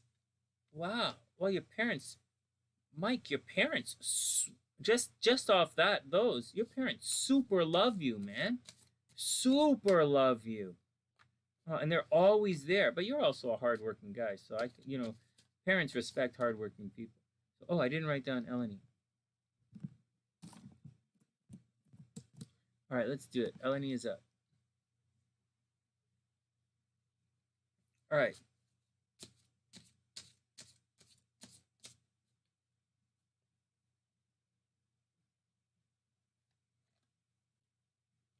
I imagine that. They're your best friends, right? Here we go. EleniG is up. All right. Do. Oh, you're waiting on your job to hire you. Yeah, just stay tight, Chico. So why did I say Chico? Chio, just keep it tight. Just chill out. You'll get your news soon enough. You'll get your news soon enough. Okay, EleniG, here we go. Oh, hey, well, Three of Cups. Three of Cups reversed. Maybe you're partying a little too hard, EleniG. I don't know why, but maybe you're partying a little too hard. Maybe there's cause for celebration. That would be great. This is not a raging kegger or anything. This is just getting together with close friends. but it's reversed. So you can take it two ways. On one hand, sometimes people say when it's reversed, you're having too much fun. You know, you're having too much fun. You're partying a little too hard, being maybe a little bit irresponsible. But at the same time, maybe the fun is also delayed, right? Or you weren't invited to the party, or you wanted to invite more people, or you really wanted to do something, and for some reason you can't. And that's all cool, right? You guys see how the Three of Cups is Cancer energy, and the Three of Coins is Capricorn energy? You guys noticing this? All right, next, let's move on. Let's move on. So that's the first thing, Eleni. So, you know, there should be celebration, close friends. Maybe everyone can't make the celebration. They're unable to make it. Oh, wow. But you have the Six of Wands. The Six of Wands is absolutely the card of victory. So, Eleni, you got it going on. Super congratulations. Whatever's going on, you're going to be victorious. So, you know, if you're looking for a new job, you're going to get the new job. If you're looking for if you're looking for Easter eggs, you're going to find them. Yeah, don't eat the brown Easter eggs, just saying. If you find them, or they're like, don't eat runny Easter eggs. That's a little gross too. So, anyways, Eleni, it looks like you're going to be successful. Things look like it's pretty good. Emotionally, it's going to be a bit of emotionally up and down. You might not have the support of your friends that you want to have, but like you're going to be okay. You're not only going to be okay, you're going to absolutely win. Like this is the card of victory right here, Six of Wands. So there you go. Then the Knight of Coins, and the Knight of Coins is reversed. You're probably going to work very hard at making some money. Eleni, are you getting a new job? Like, anyways, the Knight of Coins is reversed. So, you know, maybe you're waiting, okay? The Knight usually rushes into action. If it was like this, you might travel for money, or you might start a job, or like you really put a lot of energy into your finances, but it's reversed. So you're probably waiting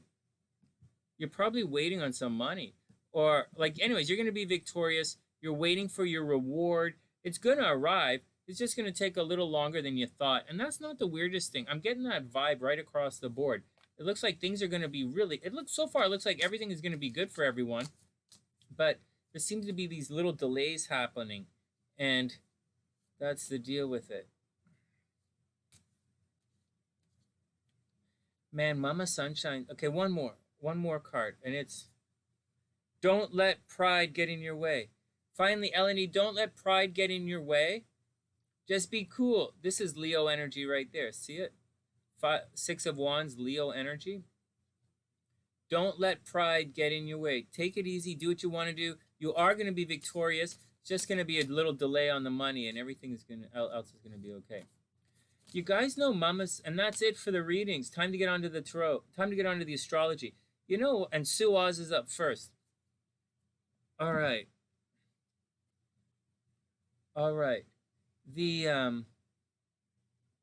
so we have Sue Oz, Ericka, Bap, Sarah, and KC. All right, let's do it. We're gonna start with Ericka. We were gonna start with Sue Oz, but I didn't expect to do all these readings, so we'll start with Ericka.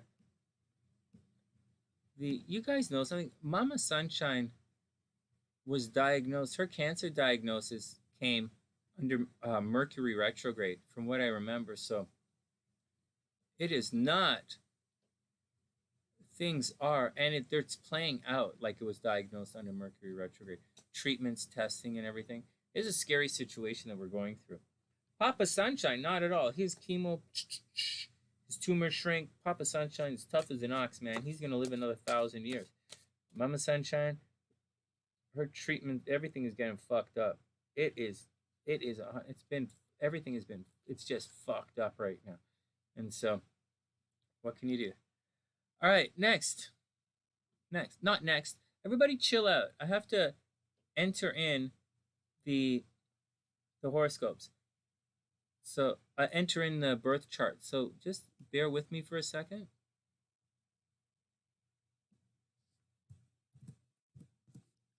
So Bap, where did Bap? ASTAROTH.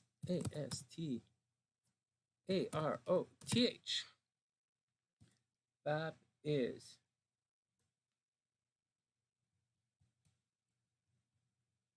July 22nd, 1986. 86 is a good year. July 22nd, 1986. Oh, I know this, right? Don't we know this? 6:15 p.m. It's all right. You'll be in here twice. You'll be in my computer twice. And then Portland.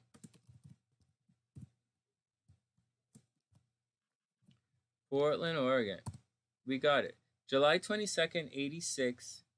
Portland, Oregon. 6:15 p.m. Okay, BAP is up. Next, Casey. Ooh. Sarah. Let's put Sarah. S-A-A-R-A-H. Sarah O. Sarah O.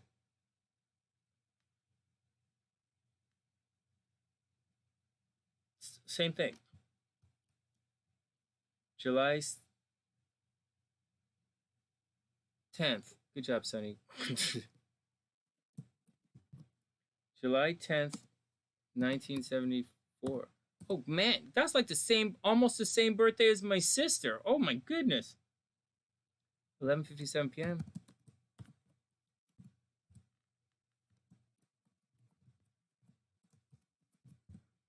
Oh, crap. I didn't spell Cincinnati right. Cincinnati. Damn. Try it again.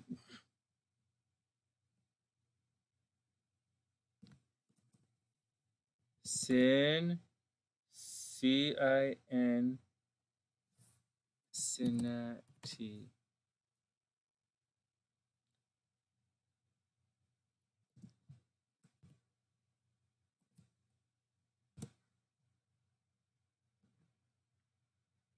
July 10th, 1974, 11:57 p.m. in Cincinnati.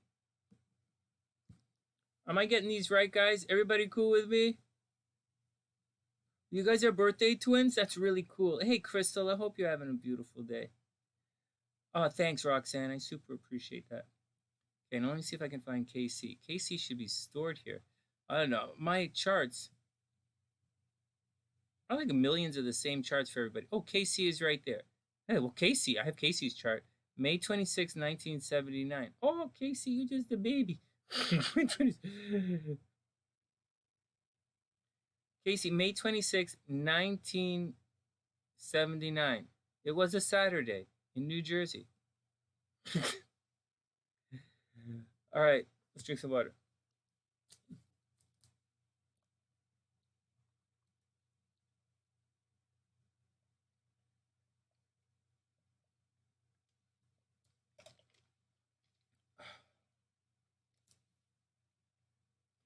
You got it, EleniG. I hope everything works out. All right, let's look at the list. So let me just switch this around and put Ericka first.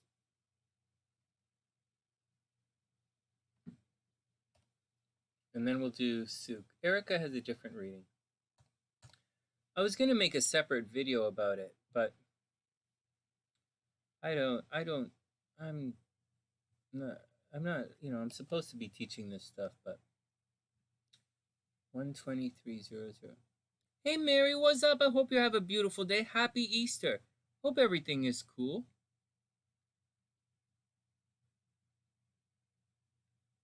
Where'd the timestamps go? Hold on. 123. Hold on. Okay, 124. Ericka, 1.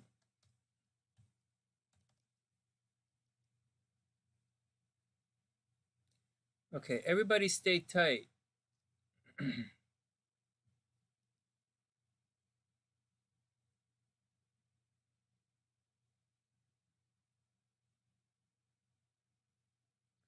Actually, not only stay tight, it's almost 11:11, guys. And, oh, well, I care. Like here, Sonny said, Let's take a moment. It's 11:11. Let's make our 11:11 wish here on the sunny side. Oh, thanks, Crystal. So let's do it. Time for an 11:11 wish here on the sunny side. When it's 11:11, we make a wish. I'm in the Eastern time zone tonight, so I'm going to be here in the Eastern time zone for a while. I'm here till at least June. Right? I'm sitting here. Both my parents are going through chemo. I'm here for both of them right now. All right, so 11:11. What's your 11:11 wish, guys? The Oh my God, I don't know. Like, what am I gonna do? This unbelievable. The What's your 1111 wish?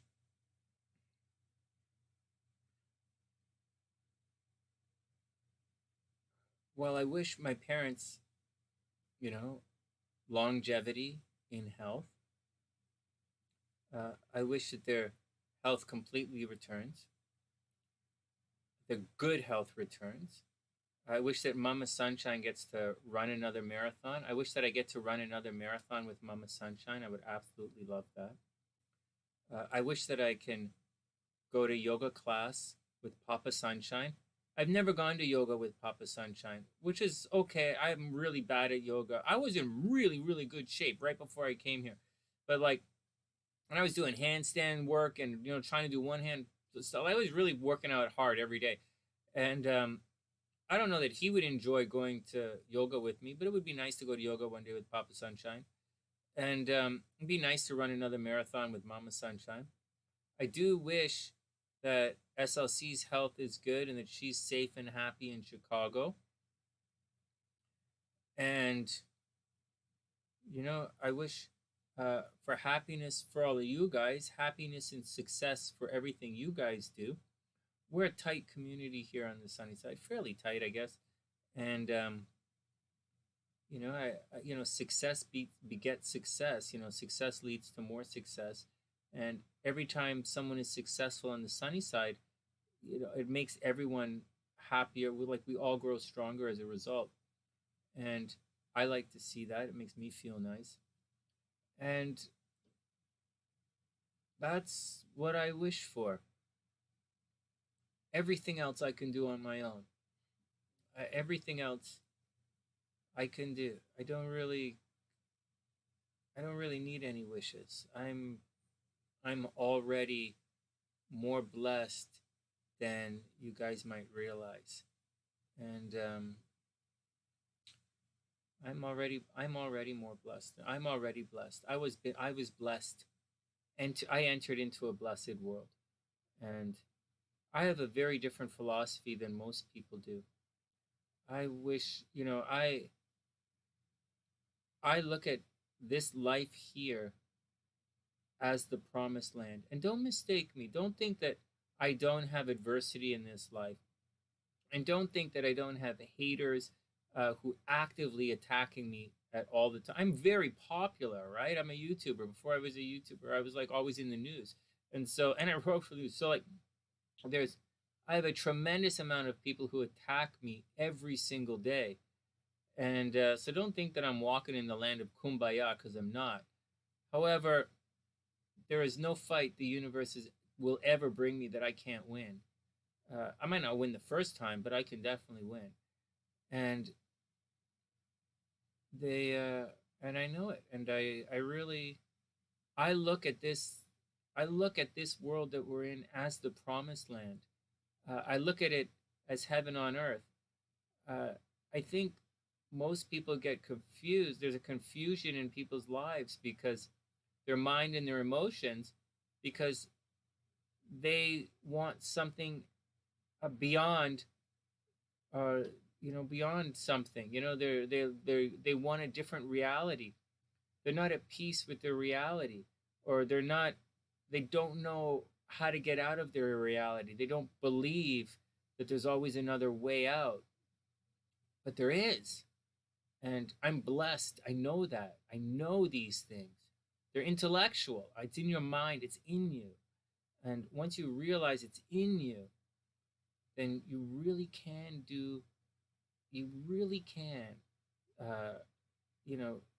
just shine brightly and allow your destiny to find you. That's just the way it works. You don't have to believe me. I don't care. You don't have to do it. I don't care. I'm not your destiny. I'm not looking for you. But I know that when you shine brightly, which is what we do here on the sunny side, my job, our tenet, the underlying principles of the sunny side is to shine light in the darkness. And when you shine light, then your destiny can find you. And I know that. And everything is all up to you. There is nothing, you're only limited by the the reach of your imagination. And that's it. You just have to reach beyond your imagination. It's not always easy. I didn't say it was easy. I didn't at any time say it was easy. And I didn't at any time say that you're not going to fall. I didn't at any time say that people aren't going to hold you back and stand in your way. I didn't at any time say that it's not going to be painful. I didn't at any time say you're always going to get it right. I didn't at any time say that, you're not going to fall down. But you can succeed. You have everything, believe it or not.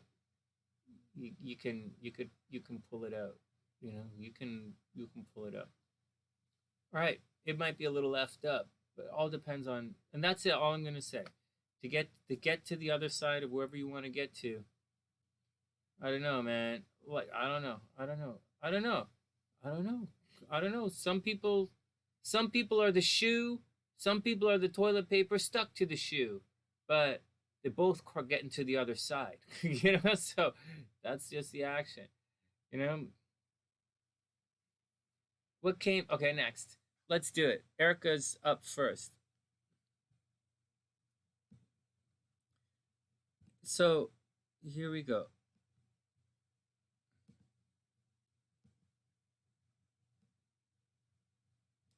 Holy crap! This is a lot of stuff in this chart. Okay, let's check it out. So we're going to go to the astrology screen now. Let's take a picture and do it. Let's see what's going on. So Ericka asked me a question. Ericka asked me what the and just give me a second to make it show up here. Yeah, no, seriously, Ericka. Ericka asked me to look at the tarot cards to answer why she wasn't getting along with her mom, or if there was something that the cards could say that's preventing some kind of, resolution, let's say, or, why is there just like flat out, why is there a problem with her mom? And I'm not cheating. I'm not looking at the screen right now. I'm going to look at the camera, so I'm not cheating. I gave a long speech the other day. I said, it has to deal with maturity. I said things like, when you realize your mom is a fallible person, that she's human with human mistakes, then you're going to be quick to forgive her. And if you don't deify your parents, you realize, that you're good too. It comes from within. I'm an adult too. I'm good too. I don't give, And so when you realize that, you might even be better than your parents. Whatever it is, So you realize, or when you view yourself as an equal and your validation comes from within, then you're not going to argue. You are not going to be swayed as much or argue as much with someone, because you wouldn't argue with someone whose opinion you don't care about, unless you have low self-esteem, in which case you want everybody's opinion, everyone to love you. And in which case, if you're a person who wants everyone to love you, well, you got a different problem than a problem with your parents. And that's a different conversation. But in this conversation, there might be times when, maybe the mom is not an adult. She might be like 65, but emotionally, she might be 12 years old and might have lived her entire life as a 12-year-old. And I'm not going to go into things and say whatever, for whatever reason. And that's a reality. Some parents at a certain age, they just, like some parents at any age, just want to lay some hate on the kid, man. Some parents are abusive.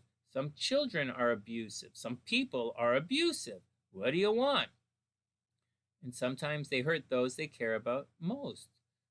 So that's the answer. Remember, it only takes one to argue. You just stand there and someone is throwing, like, did Jesus start kicking people in the nuts? Not really. I don't remember him doing that. It only takes one to argue, one side to argue, but it does take two sides to make peace, which is a different story for another day. So the cards aren't really going to help you in this situation. However, so I thought, like, I know we were asked some questions today about whether the cards are going to ask questions, and asking the tarot cards questions, but I'm not here to bullshit you guys, and I'm not really here to step out of my lane, so to speak. So, I suggested we look at the astrology, because sometimes in astrology, you're going to have things in a chart where you just are going to rub each other the wrong way. And that's just the way it is. Sometimes someone is going to say something off color to you, and it'll wash right off your back. You won't care. Actually, you might laugh along. And if someone else said that same thing, you might completely freak out. Same thing, different person, So there's something to that as well. So once again, we decided to look at the astrology, and maybe there's something in the charts that's going to say, you know what? You might have a psychic connection. You may have something you might just have some kind of stress going on astrologically. And regardless of if you do or not, so there's a possibility, once again, she had something in her life happen to her that you don't know about, which is making her mental, making her insecure in a certain way, and she's dumping it on you. Or maybe you have something in the chart. One more thing. In relationships, when I'm doing compatibility readings or I'm looking at your transits, and you're wondering what's going on in a relationship, oftentimes, one of the people in the relationship is going through a difficult time outside of the relationship, and it's putting stress on the relationship. And that's so common, it's not even funny. So there you go. Like, how many times are you going to say, well, like the relationship or the moon represent in a relationship is like the other side, or the seventh house is the other side, or Juno is what you lacked and it's what you're looking for? How can you say that and not realize that if that's what it is, if that's what you're saying it is, then when the partner is going through something, they're going to dump on the weakest link, and that is the weakest link. So what the fuck, So, like, pay attention to your own bullshit. Not Ericka's. Ericka's not going through bullshit. I'm just speaking out to the general audience here. So sometimes problems in life, are going to, cause problems in a relationship, and otherwise strong relationships. And we see it all the time. A guy loses his job and the marriage fails, right? That happens all the time. So whatever. Let's move on. So let's look at the chart and see if there's anything. Do you guys see any stress in the chart? I see it right here. Boom, right there. Mars is on the node. That's going to cause problems. That's going to cause problems straight up. Just to let you know straight off the bat. All right, let's wipe it out and see what's going on. So, all right, here. Yeah, totally, Ericka. Seriously. All right, let's start the stopwatch here. So first up, without really digging into anything, Ericka's on the inside, her mom's on the outside. Ericka absolutely, without any question, loves her mom. That's not the strongest conjunction in the world, but like her moon is almost totally is quite close to a conjunction with her mom's sun, and that's so obviously you're gonna not obviously, but oftentimes, more often than not, there are going to be some very strong connections between a parent and their children's charts.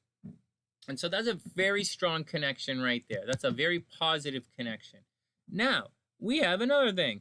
We have your mom's Saturn is right, very, very close to your sun. This is not negative per se, but a little bit. It means your mom is a bit of a control freak when it comes to you. So your mom's going to try and control everything you do. I know this sounds like a Barnum statement. Oh, everybody's mom is controlling. Not at all. Not at all. I know tons of moms who let their kids go run and do drugs all over the city. They never check in with their kids. They let their kids run around all over the place. And they're like shitty freaking parents. So don't give me no ass freaking comment like, oh, that's a Barnum statement. Because that's not true. There's some shitty fucking parents out there. Where the fuck do you think kids in gangs come from? Fuck. So, anyways, your mom's a control freak.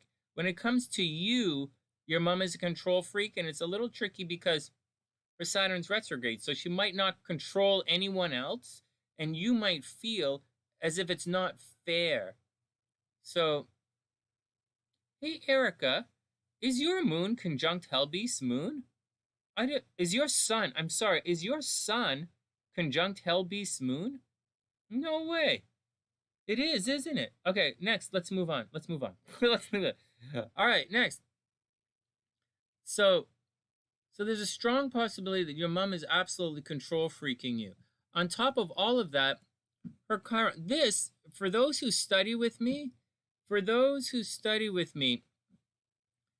this is a Magi astrology thing. This is one of the most difficult Magi astrology aspects for relationship, and that is Chiron conjunct the moon, Saturn. Saturn conjunct Chiron is almost always going to lead to a breakup, right? Saturn Chiron aspects are extremely difficult in relationships. Let's see if your Chiron makes any aspects to her. Hey, Chiron Venus, that's good. These guys are good. Chiron, but it's right beside. This is not really the biggest aspect in the world, but it's enough to kind of make a comment on it anyways. What else is going on? Your Chiron at 13 degrees.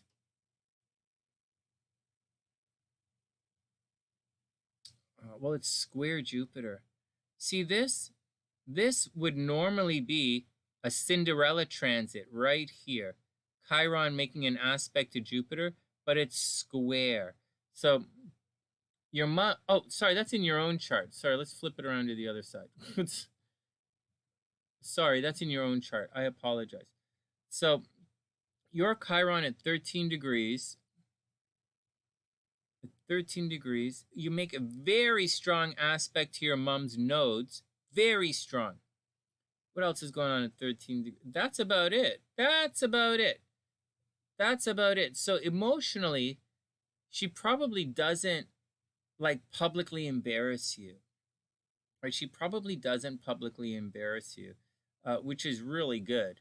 And so I think, Ericka, quite sincerely, let's delete a lot of this stuff and go back here. So let's look at her Chiron. You're supposed to be really successful, by the way, Ericka, whether you realize it or not. You're supposed to be very successful, but you're going to have to put some work into it. At 21 degrees, her Chiron is right on top of your Saturn. That is tough. It does make a really nice aspect. Well, it does make an aspect to your Venus and your nodes, but not really the aspect that you want. So I wouldn't overly stress it out. Makes an aspect to your vertex, but that's not really the biggest thing in the world. Makes a mild aspect to your Juno and your Mercury. So here's what I think. Oh, and this Jupiter Saturn is really bad. It's really bad, actually, the midpoint there.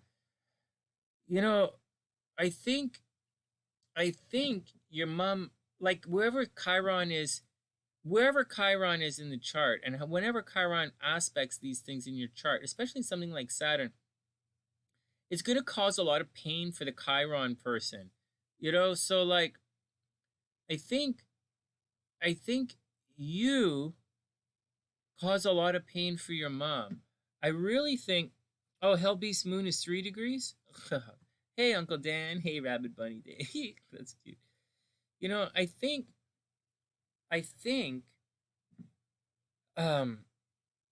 so Chiron is often something, they say, okay, the textbooks say, although I don't really jive with it, they say something might have happened to your mom when she was young.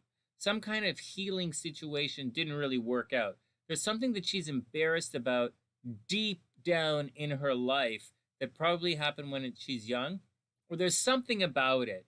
And you trigger this pain in your mom. You absolutely trigger this pain in your mom. Your Saturn in Pisces triggers the pain in your mom. Your hard work, your discipline, you controlling things, you trying to heal everybody, right? You being a social justice warrior, excuse me, you being dogmatic, you sticking up for the underdog, you Pisces, your Pisces energy, your ability to heal others, your psychic intuition causes a lot of pain with your mom. For whatever reason, it causes a lot of pain with your mom, and it opens a wound that she might have had as a child. You know, maybe she tried to heal someone, or she was always sticking up for the underdog, and, you know, she wants to help other people, and she's afraid you're going to feel her pain. Guys, this is how Chiron works in relationships. She's worried that you're going to feel her pain. She absolutely does love you, so I wouldn't stress that out, but she's feeling your pain. We would notice, like, that's the first thing I look for when I'm looking at this stuff. And it's the first thing I look for. That's the deal. That comes right out of the Magi textbook. For those who study with me, we talk about this in level 1. This yeah, you cause her pain. You cause her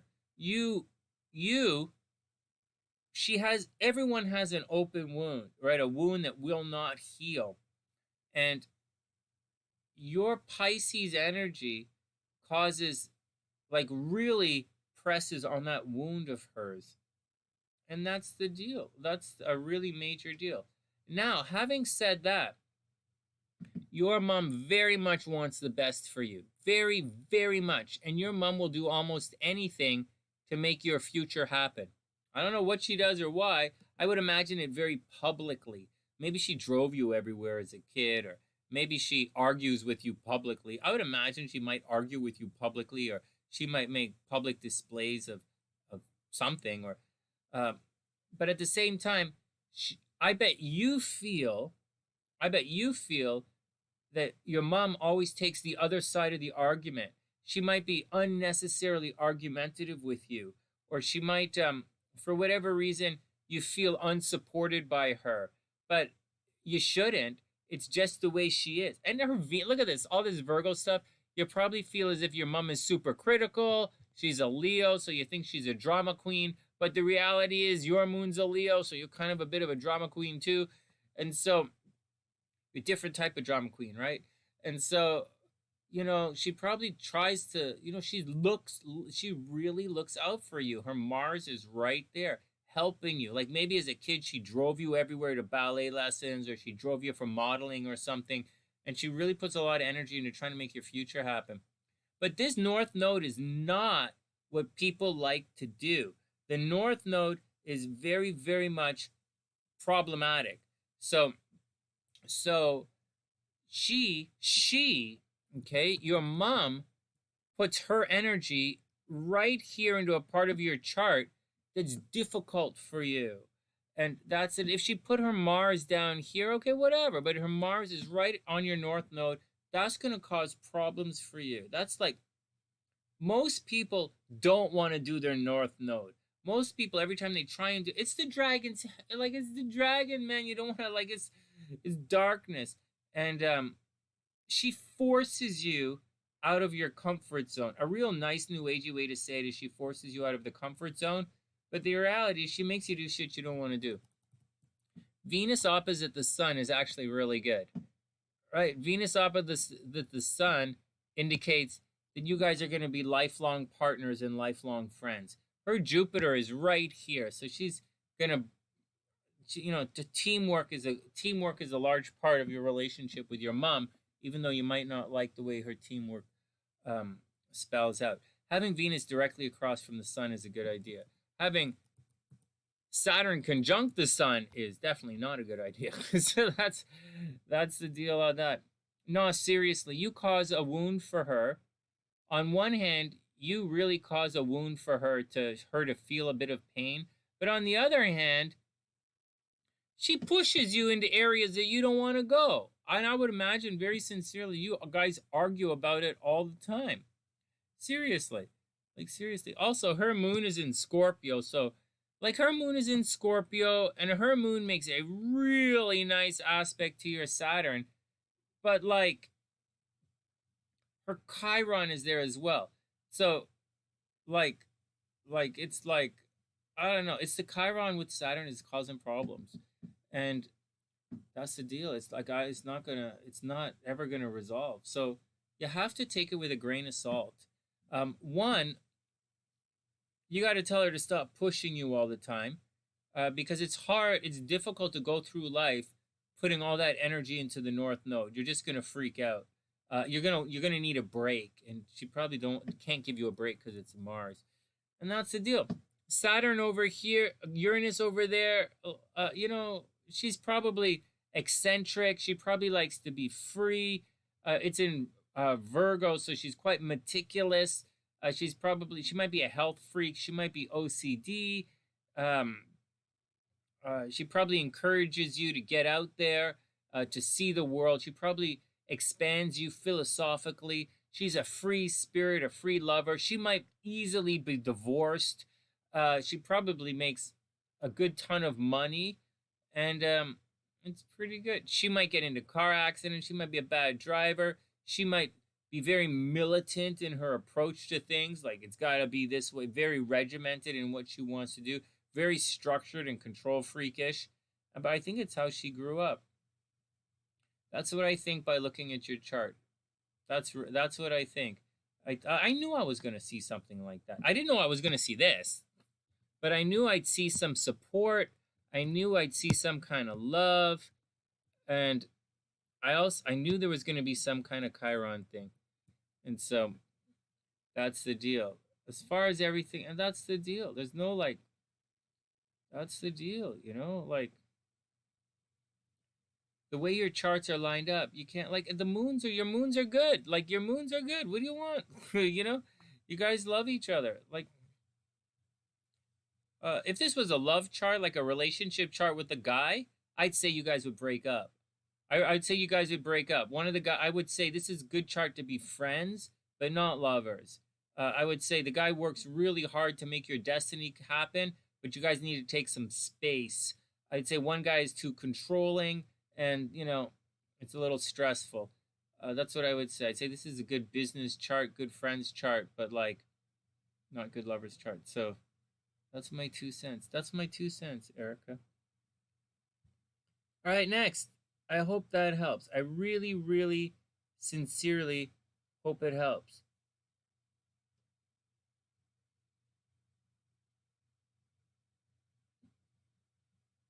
What the hell? I just got a weird question, weird thing. Hold on.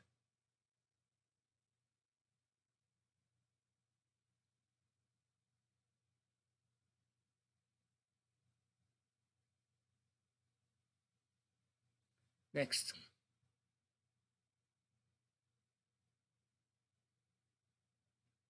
All right, next. Let's do Sue's chart and see what she's going through. Oh, you're welcome. Sometimes you gotta just like, check it out, do your thing. That's the deal. Anyways, that's the deal. And that's the deal. That's the deal. Okay, next. Next.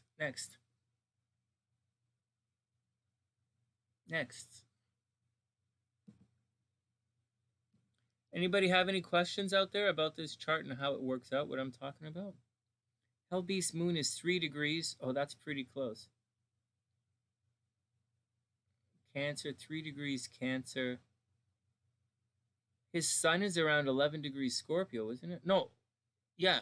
Hell Beast is born on the 1st, isn't he? Right around the 1st of November? All right, let's move on before I'm going to get sidetracked here. Next, let's check out Sue's chart.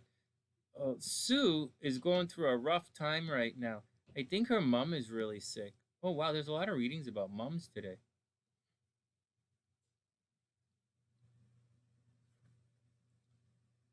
A lot of mums in the game today, man. 15400. You're super welcome. I care about my SunnySiders, man. No, I didn't care enough to make a separate video about it like I was going to, but I still care about the SunnySiders.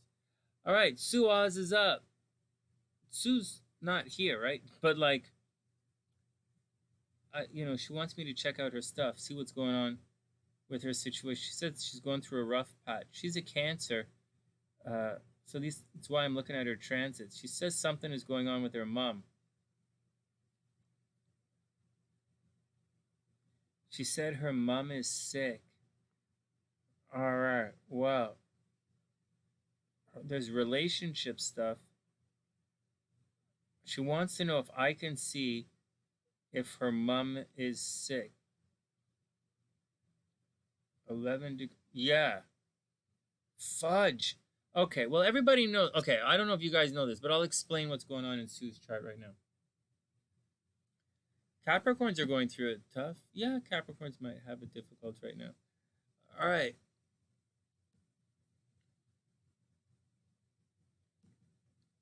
Especially late Capricorns. Yeah, Capricorns could be going through some tough stuff. Did I put a timestamp in? Sue, 154. Gotcha, Sue. Okay, so check it out. So here's the deal with Sue's chart. And Sue, I hope you're okay. Tomorrow morning I'm going to sit there and just send out emails with timestamps in them. Okay, so Sue is running through this situation, this gauntlet right here. This energy right here, this Saturn energy and Pluto energy to some degree, is making a major, it's running, so it's conjunct all of this, which isn't the weirdest thing in the world. But it's making a very difficult opposition to this. And this is everything. And when Saturn, but it's not really, but it is making a harmonious aspect to her Venus. So that's the thing. Sue could be very disciplined in love. Let's not focus on the good, because let's focus on the negative, because she wants us to look at the negative, and I want to check it out what's going on. So, well, there's negatives. So she already knows that she has to go through this rough transit here, and she already knows it's going to take a solid year and a half to go through. She's not going to be out of this until the end of 2022. And she already knows this, right? Sue's a long time Sunny-sider, and I read her transits all the time live. So she already knows that she's going to go through a rough patch until the end of 22.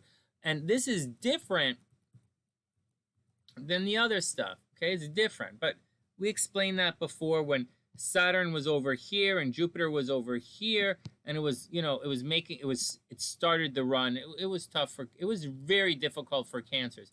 And remember, her sun is 21 degrees, and the opposition happened at 22 degrees. So Sue got hit really hard.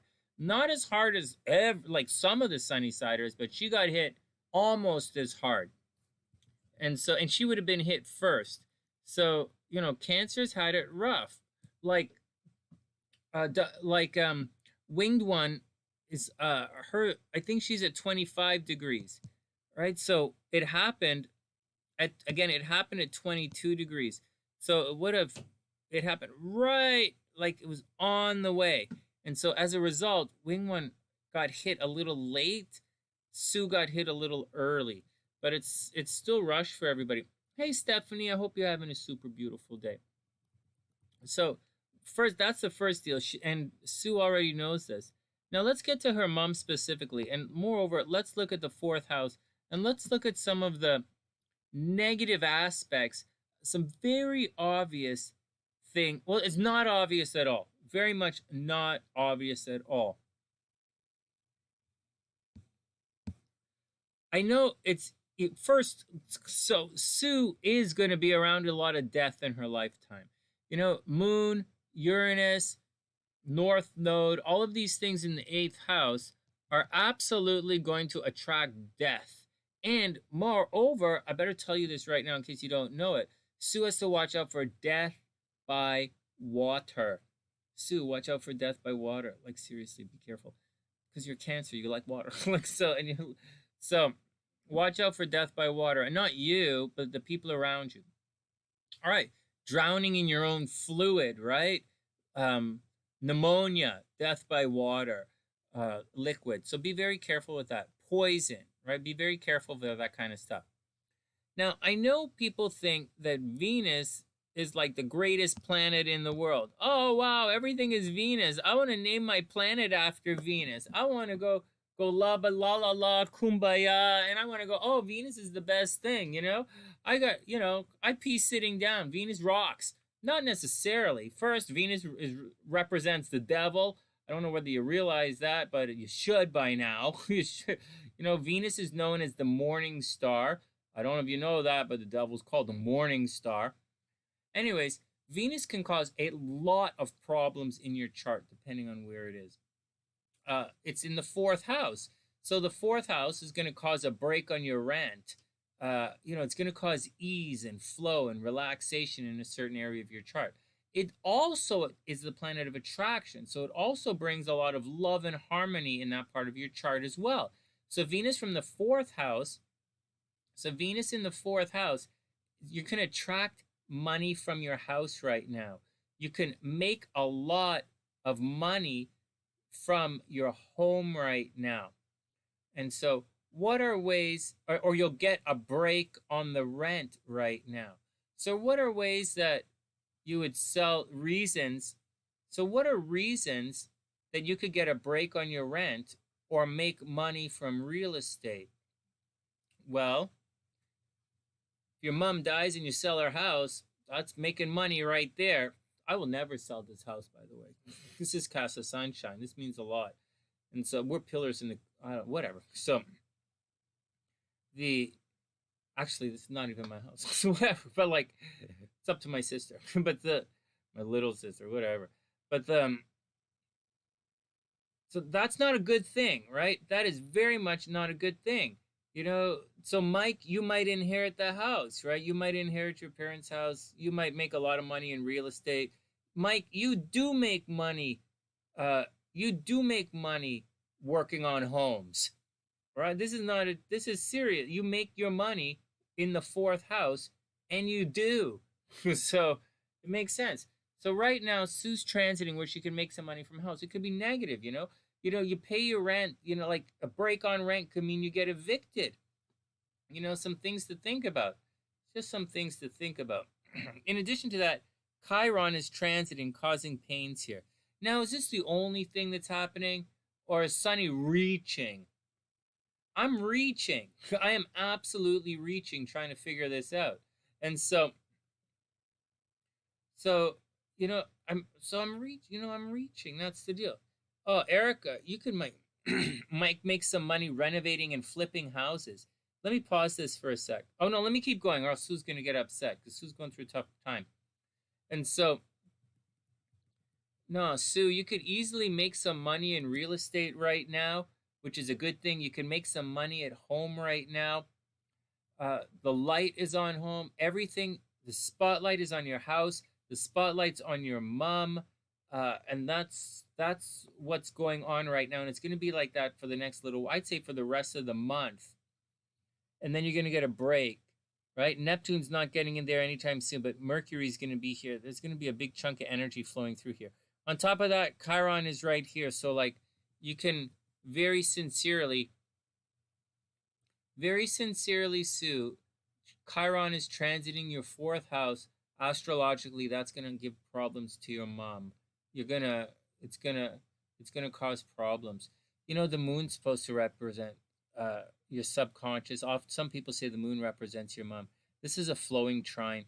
I showed you this in my mom's chart. This trine, let's make it blue so you guys, it makes more sense to you guys with the colors. This here, I know you guys think this trine, this flowing energy is like, oh my God, look, it's a trine. Oh, it's like, hey, it's awesome, supposed to be good. No, man, it makes it easy. You know, it makes things. This is death. This is death. I just went over it. You know, it makes death easy. So watch out. It makes death easy. And so, I don't know. I don't know, Sue. Sue, I'm searching. If you didn't ask me, if you didn't tell me that your mom was sick, if you didn't tell me that your mom was sick, I would say something else. I would say you're going to be working really hard financially. You're going to be spending a lot of time making money. busy financially. I think you own an art gallery or something. And so if that's the case, you're going to put a lot of energy into your making money. If you didn't tell me your mom was sick, I would say you're going to have problems in relationships. Okay, you're going to have problems in relationships. I very much think I very much and very sincerely think someone's trying to stab you in the back. I really do. I also think you might have to go through some legal battles right now. For the next 2 months, you're going to go through legal battles for whatever reason. You know, I know you're not married, so maybe a lover from the past is going to return, or something is going to happen where there's going to be some legal problems. You're going to have to deal with that. I think someone is going to come and attack you again. I don't know if it's your ex who's going to attack you, but someone is going to come and attack you. You're might have to put a lot of, you might be forced, right? Mars, you're getting forced to put a lot of energy into people that you see on a day-to-day basis, you know, people you'd otherwise be partnered up with in legal battles. So that's what I would say if you didn't tell me about your mom. On top of that, I'd say that's what I would say. I would say money is coming from the house, right? Money is coming from the house. If you know, money, but also pain is coming from the house. I'd say you might think about moving right now, or selling your house, selling your house, but you're going to make some money from home right now, or you'd start a home business, but you already have your business, so I don't think you're worried about that. I know you're already doing that. Okay, now, are you going through any other cuckoo bananas in your chart? Yeah, you know, last year, you just went through your Saturn return, right? We're already in April, but this is 26 degrees, right? Saturn, you crossing Saturn, right? You went through a Saturn return this year. So or like at Christmas, like Christmas time. I can't remember the dates, but you went through a Saturn return. So like, that's a big deal. You're entering into a new stage in your life. New stage in your life. It's time for you to move on. In addition to all of that, what do you guys think? Do you guys think Pluto, which has a 250-year cycle, okay, no one on the planet has gone, except goes through a Pluto return. Tell me, do you think Pluto conjunct Saturn is a good astrological aspect? Do you guys think that? What do you guys think? Hey, Osvaldo, I hope you're having a beautiful day. I hope everything is super cool with you. What do you guys think, man? Do you guys think Pluto conjunct Saturn is a good aspect or a bad aspect? Come on, I'm waiting for answers. Yes, no, maybe. Yes, no, maybe. Ill-disposed. Little, bells on the toes.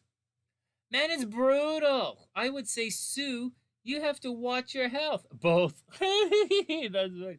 I don't know, Sonny. You said there were two sides to every coin. You said there's good and bad. Okay. No. Yeah, it does sound scary, Bap, doesn't it? It sounds really scary.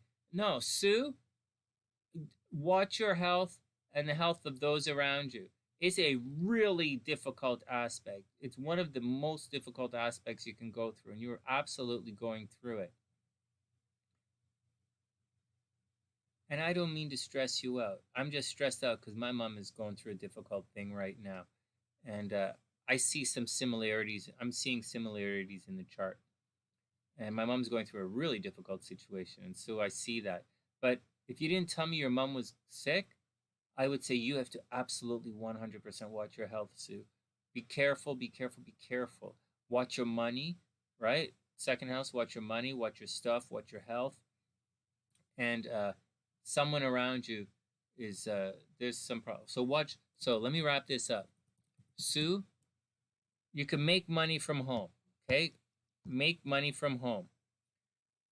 Make money in some real estate right now. Although there is a little bit of wound happening at the house. You might have a legal battle happening right now, all right? Or lover from the past. Maybe you met a new guy. Maybe you got together with your ex and you're putting a lot of energy into these relationships. But I see someone behind the scenes messing you up. And I also see I really do. I see someone behind the scenes messing you up, someone stabbing you in the back, and I do see legal problems. So watch it, or a legal fight coming your way. On top of all of that, hard work hard for money, but you're a hard worker. I say watch your health in the most serious and sincere way. That's what I see looking at your chart. And anything can happen to have problems. It's home, money, and health are your big deals right now, and that's the action on all of that. All right. Next, let's move on. Whoa, these are supposed to be 10-minute readings. They're turning into 15 and 20-minute readings. It's not, SLC is going to get pissed. Next. Who's next?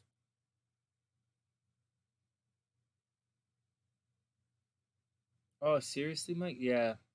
Yeah, maybe. Sue has a full-on rap song. This watch it seriously. Okay, who's next? Bap's up. Bap, Sarah, KC.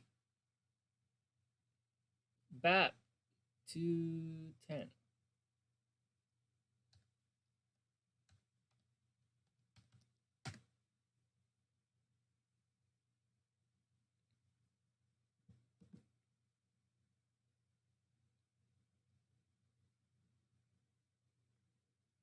This is a pretty good chart. All right, Bap's up. I don't think I've seen your chart before. This chart's pretty good. I don't see any stress in this chart. I see stress, but like...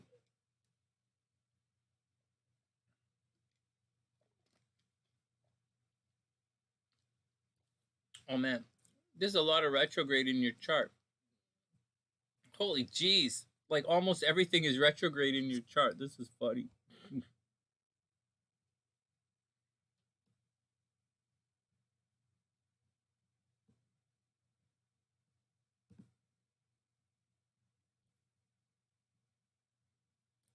Give me a second here. Let me center this.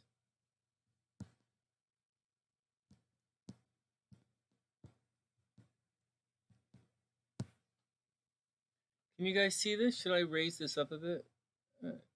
Oh, good. Wait. There's this. I don't see. There's something. Whatever. Okay, here we go.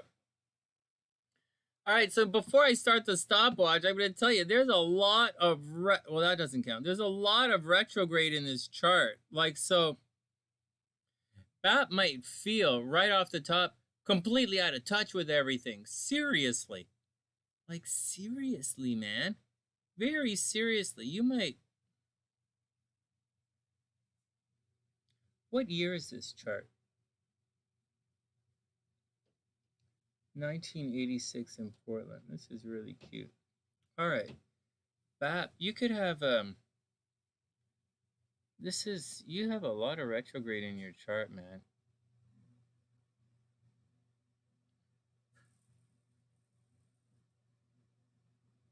All right, let's see. Okay, let's start it up. Let's do your chart. Let's do your mini reading here. Okay, starting the stopwatch. All right, Bap's right on the cusp, right? 29 degrees Cancer. So he's a Cancer Sagittarius rising. This is pretty interesting. Venus is in Virgo. He makes his money in the 8th house. So Bap, maybe you make your money as an astrologer. You attract a lot of death. Right? So maybe you work as a mortgage broker, maybe you're a mortician, maybe you're a hitman, you might work in the health industry. It's something about you work in Virgo, analyzing things. You're probably detail oriented. Maybe you're an astrologer. Maybe you're an astrologer, maybe you're a tarot reader, maybe you're a psychic. Maybe you... I don't really see you working in the entertainment industry, but like I see... a very close association with death. I think you attract a lot of death. You're around dead people all the time. Maybe you work in a hospital. All of the above. You had a lot of people die. Yeah, I can see that kind of stuff. Yeah, you absolutely have to detach yourself. Oh yeah, seriously. All right, so you're right on the cusp of Cancer and Leo. So you're relinquishing your Cancer energy and you're absorbing more of a Leo. So you're very different. You're very different than someone who's born on the cusp of Cancer and Gemini. Someone who's born on the cusp of Cancer and Gemini is a Cancer who is very curious. It's a Cancer who is always looking things up on their phone. Cancer who is very ready with information. You're a different type of Cancer. You're probably more dramatic Cancer. You're probably more playful Cancer. You probably look really good all the time. You're probably outgoing, and you're probably an outgoing Cancer, and you might be an ambitious Cancer.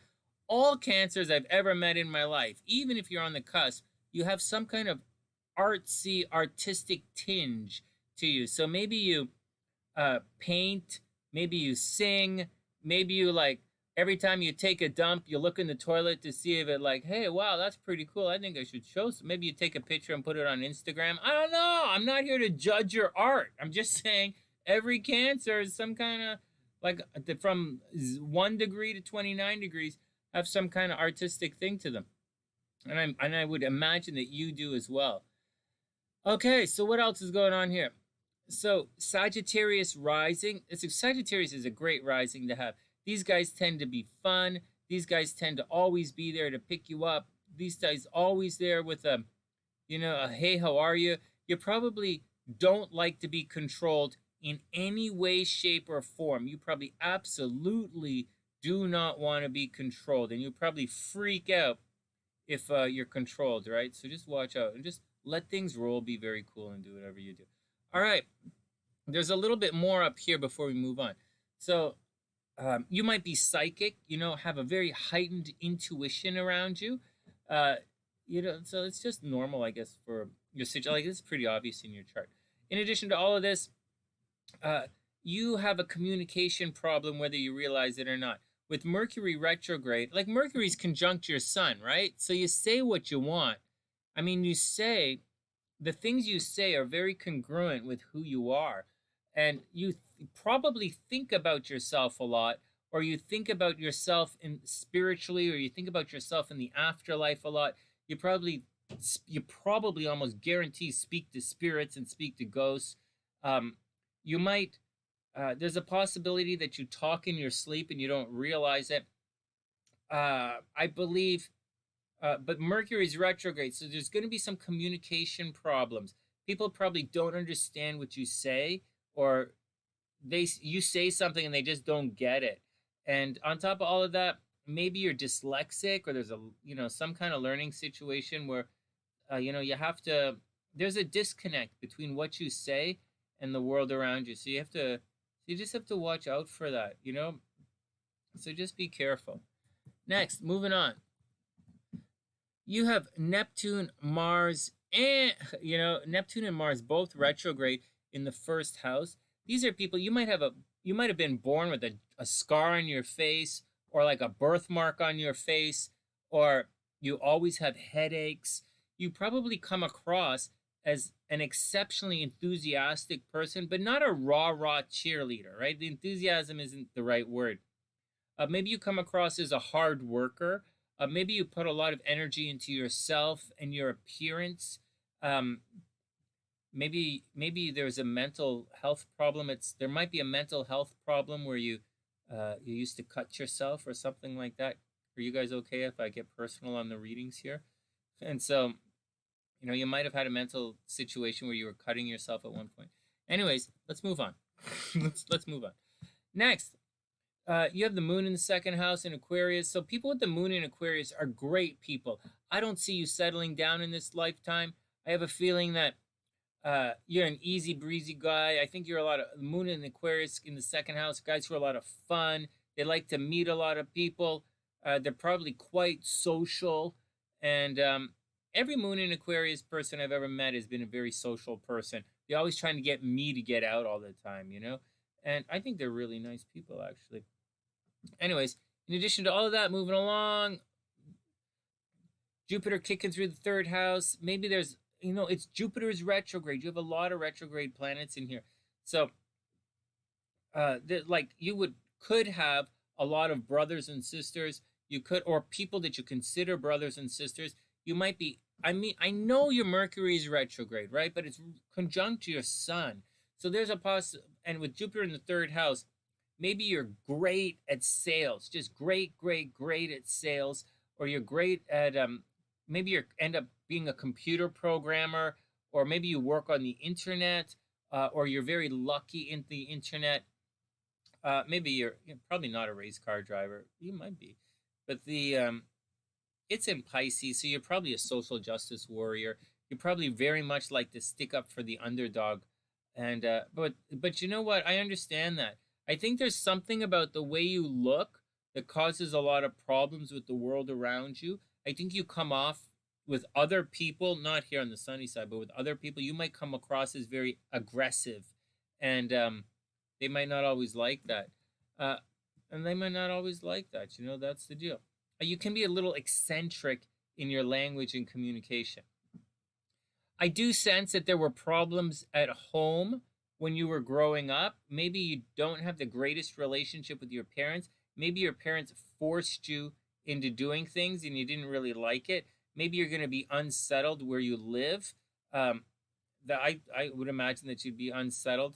I think good things happen to you publicly, but I do think you're around death publicly. I think people die very publicly around you. But whatever, man. Whatever. The axis is right here, home and outside. So you just got to roll with all the nonsense. Just watch out problems at home. Maybe you know, there's a dark spot there. Maybe your parents had some secrets from you that you didn't realize. And that's a deal like that.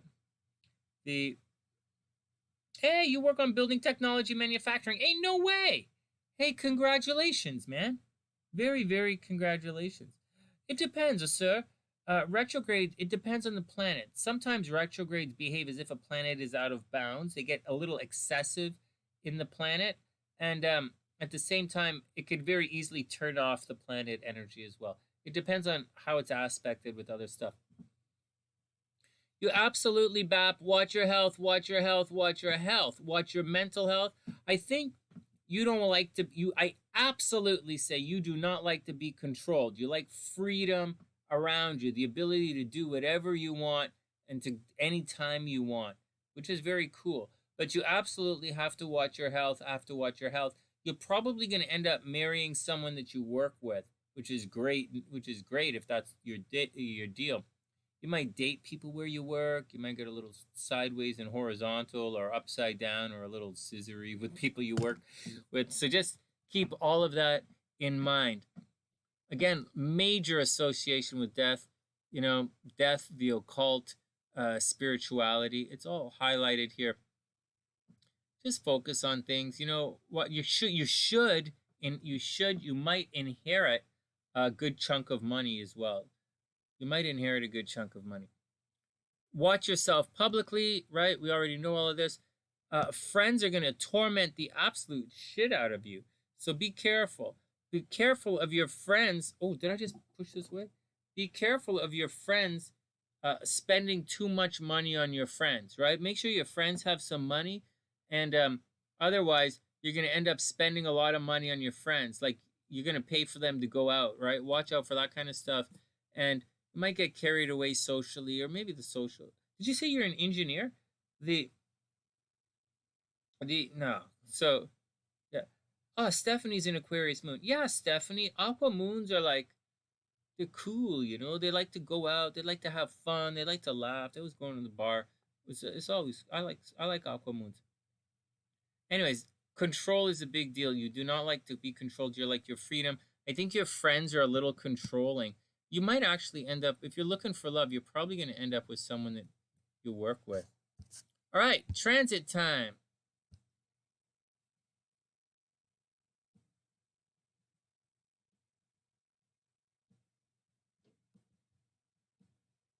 So what's going on? Oh, Saggy rising. So right now, transit-wise,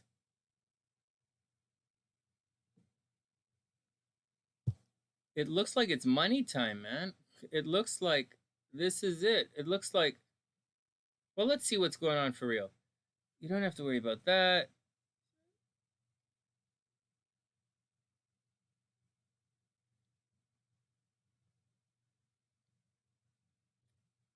You don't have to worry about that. I don't think there's a lot for you to worry about right now, transit-wise. I think if you're worried about to worry, let's do the negative first, right? Because of what we're going through. I think this is a tricky one. I think Pluto is making an aspect. Well, let me see what else. No, you're gonna be okay. This is not a bad year for you. Bap, this should be a pretty good year for you. You have to watch your health, watch your health, watch your health. This Pluto is squaring your nodes. So watch your health, but I don't think you're going to be I think you're past all your health problems. Like you might have had a health problem at the beginning of the year, but I think by now you should be okay. I think you're out of all your health problems. You're probably super, super busy right now, putting a lot of energy into doing whatever you're doing. You might have some health problems right now. Your pets might get sick if that's going on. Mars is crossing your Chiron. That is you might want to cry a lot. You know, I know you're a Cancer, and I know some Cancers have a reputation for having sweaty eyeballs. I don't think that's you. I think you're a generally happy guy. But I think right now something is going on that's really hurting your feelings, or you want to cry all the time. Don't worry about it. Just roll with it. Work really hard, right? Work hard right now, and you should make a ton of money, right? 1 ton. So you should make a ton of money right now, but you have to work hard. Maybe in the last month, not long ago, but I would guess that in the last month, you might have bought a new computer, or maybe you bought a car recently, or someone gave you a car or a watch or a computer or something recently. If you have any brothers and sisters, good stuff with going on with your brothers and sisters. Yeah, that's the deal. You know, it looks like it's close, but it's not. This stuff is over here, and it's past all the major stuff, so I wouldn't overly stress it out. Pluto is not really going to oppose your sun anytime soon, so I wouldn't really worry about that. And that's the deal. You might bought a car or something recently, and soon, very soon, you might actually think about moving. You might think about moving. Like maybe you met someone recently.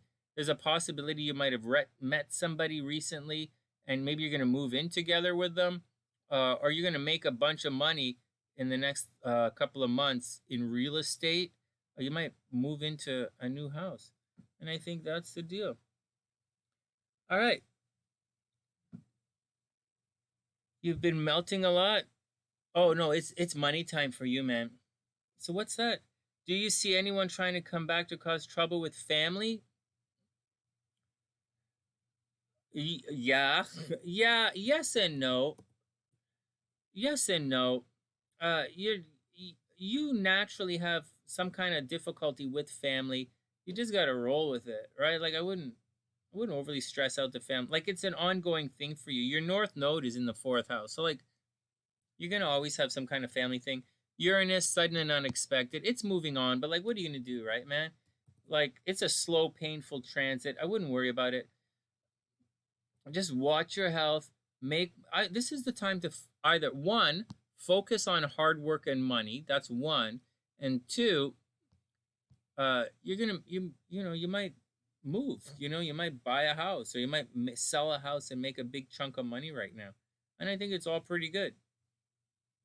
I don't really see a lot of negative in your chart at all right now. Not in the transits. I think everything is okay. Just watch your health. Just watch your health. You're probably very busy, and you're going to be okay. No, seriously, man. I think everything is going to be okay. It's not I don't see any really tough, off the top of my head, I don't see a lot of tough aspects yet. Soon, not yet. Because Pluto's going to go retrograde long before it crosses it. It's got a long way to go. It's Pluto. It's going to take a long time before it crosses the sun. So I wouldn't stress that out. Saturn's not going to square anything. I think you're okay. Hey, Divine, what's up? Hope you're having a super duper amazing day. All right, next. Thanks, Bap. Thanks for letting me look at your chart, man. Thanks for supporting the sunny side. I super appreciate it. All right, Sarah O is up. Oh, excuse me, Sarah O. One sec.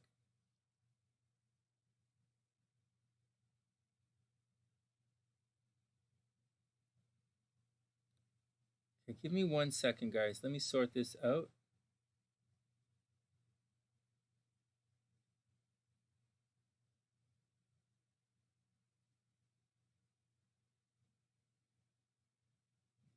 Oh, you're welcome.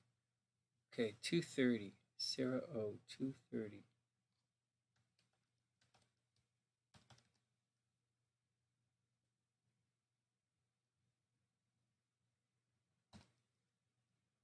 Life's been intense. Yeah, you're gonna be okay. All right, Sarah is up.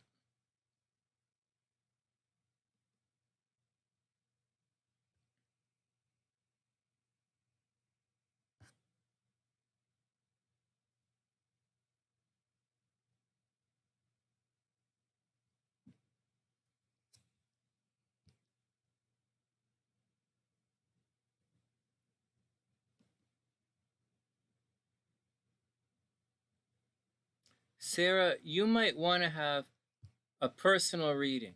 Just sincerely, you might want to have a personal reading. This is you're going through an intense situation right now. All right, let me just make sure that this looks pretty good here. Good. Sarah is up. Here we go. So first off, Sarah is a Cancer. Hey, another Cancer. Right on. You guys know I love the crabs, right? All right. Oh, my God. Oh, my God. Is there Venus squid? Oh, Sarah. Okay, so Sarah. Wow, she is a Cancer, Pisces rising. Wow, her Jupiter is right here, and her Juno. First up, Sarah is almost guaranteed psychic. Guaranteed that she's psychic. In addition to that, she's probably larger than life. Like, she's like probably larger than life. She's, okay, so what does that mean? Let's just say with psychic. She's probably very psychic, very close and highly in tune to her environment around her. Highly in tune to her environment around her. It's like scary. Her intuition is scary. All right, what else is up? So there's some interesting stuff going on in her chart. We have the moon in Aries, no less, with Chiron kicking around in her first house. So there's something about the way she looks which always gets her into problems. That's the first thing. Second, her subconscious is always on display.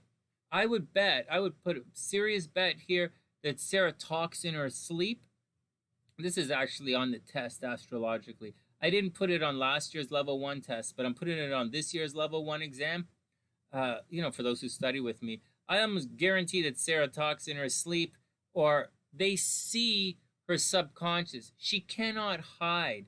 She might want to hide, but she can't hide. Everybody sees her true intent, and her hidden self is very much on display, whether she realizes it or not. But she's also really psychic, so like whatever. Next, there's something about the way she looks that she really doesn't like. It causes her some kind of discomfort or pain. Maybe she has a headache. Maybe she had a brain tumor at some point in her life. Maybe she has bad hair days. I don't know. But like, she absolutely has to watch out for all of that kind of stuff. Venus down here, she's gonna have. She probably has a lot of brothers and sisters. She probably has a good relationship with her brothers and sisters, or she has some very close friends that are like brothers and sisters. Venus is in Gemini, so she's obviously a highly curious person. She has the potential for multiple relationships. I will almost guarantee that some of this stuff is a lock. Some of this stuff is right from the textbook. She's probably going to get divorced. I don't know if you want to like that, you like that or not. But wow, she's obsessive. She has obsessive tendencies, right? She has obsessive tendencies. She's probably going to get divorced. I would guess that one of her first marriage or one of her boyfriends is going to die, and then she's going to move on. I hate to be mean like that, but I don't know if that's mean or not. But I would guess, and I don't think it's irresponsible to say, and I would imagine that it's already happened, just saying. but she's going to have some death in relationships. So that's going to be a thing. Or some major transformation in relationships. Maybe there's a possibility that she wants to be in open relationships. She's Pluto and Libra generation, right? So she's probably already been through all of this already. She likes freedom in relationships, right? So I see her clearly getting divorced. If she gets married at all, she might not want to get married, which is a shame because she's super romantic. She's a Cancer with the sun in the 5th house. She's super romantic and probably loves kids. All right, what else? She could make her money from the 3rd house. So she can make her money in communication, transportation. It's conjunct the South Node, so there's a lot of stuff from the past that she's going to make money with. Maybe taking stuff from the past and making it come to light. Pause. What? Hey, Midnight, what's up? Of course I can look at your chart. Of course I can look at your chart, but it's $25 for a mini astrology reading. But I'd love to look at your chart. Sure. There's only one reading left after Sarah, so if you like, sure, but it's $25. All right, next. So, Sarah, money coming through your friends. You're probably very good at sales and an extremely good communicator. Now, there is some negative stuff happening right here. The Saturn in the 4th, especially with Mercury retrograde in the 4th. Obviously, you're a Cancer that no one understands, right? We get that. But and your communication is off, right? But you have the gift of the gab. If you ask, you can talk anyone into almost anything. One of the things you have to watch out for, Sarah, is something is taking away your family. So maybe there's a possibility that your parents were divorced, or you grew up with your mom, or there's some kind of stress that's happening with your family growing up. And it's a real stress there. So you got to, watch with that, roll with that. Anyways, it's all in the past. You probably have problems at home, right? Like, forget about your family and growing up, and maybe your parents were divorced or something. But it doesn't feel like you have a lot of love coming from the home. There's also the possibility you put a lot of hard work into the house, like home renovations all the time. But whatever it is, your home life is not going to be settled. You're super romantic. You probably really like kids. Mars in the 6th, especially in Leo, you have to watch your health, watch your health, watch your health. You're probably always busy. You probably always stress out. Obviously, you're a bit of a drama queen. Right? You're a bit of a drama queen. You might fight with people at work, so be careful, right? There's a lot of energy that goes into your day-to-day life. You might be an absolute health freak, right? Sarah, you're probably a health freak, which is okay. So watch your health on the negative side, and on the positive side, you're probably a health freak. Thanks, Midnight. Can you just type in your birth information, your birth date, birth time, and if you have your birth time, and birth city, please, and I'll type you in a sec. All right, Sarah, what else? Problems in relationships. You already know that. You need freedom in relationships. Neptune in the 9th house, North Node in the 9th house. People who have North Node in the 9th house and Neptune retrograde in the 9th house, they have problems at school. You should be really smart, by the way, because you're and super psychic. But you probably had problems at school. You might have dropped out of university a couple of times before you graduated. It takes time for you to do that. Or you might have problems traveling. Actually, that brings us down here again. As much as you love your brothers and sisters, maybe one of your brothers or sisters died when you were younger. You're always going to have problems with your I don't know. Venus is in the 3rd house and the South Node. So, Venus softens up the South Node, but traditionally South Node and the 3rd house people are always arguing with their brothers and sisters. But Venus in the 3rd house usually means you have a number of brothers and sisters, and you really love your brothers and sisters. So take that all with a grain of salt. It's a little the astrology is a little conflicting there, but that's the deal, and as much as I say you have the gift of the gab and you're great at communicating, you're probably a good computer programmer, a good writer, maybe you have a really successful YouTube channel or Instagram. Your Mercury is stationary retrograde, so you're probably going to have communication problems. So that's the deal, that's it. That's it. You probably have communication problems, and there's probably some problems. Just watch out for, watch out. Just watch out for some. Just be careful. All right, let's look at your transits and see what's going on.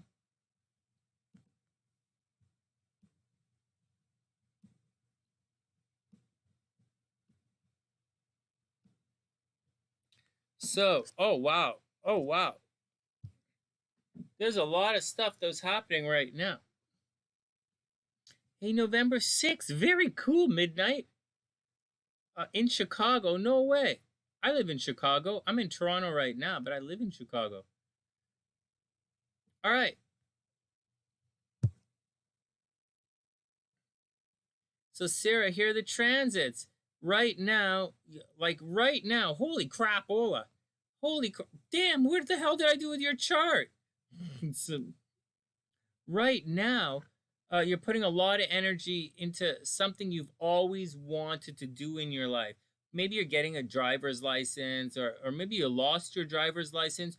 Very much watch out for car accidents right now, Sarah. Watch out for car accidents. Watch out for arguing with your brothers and sisters.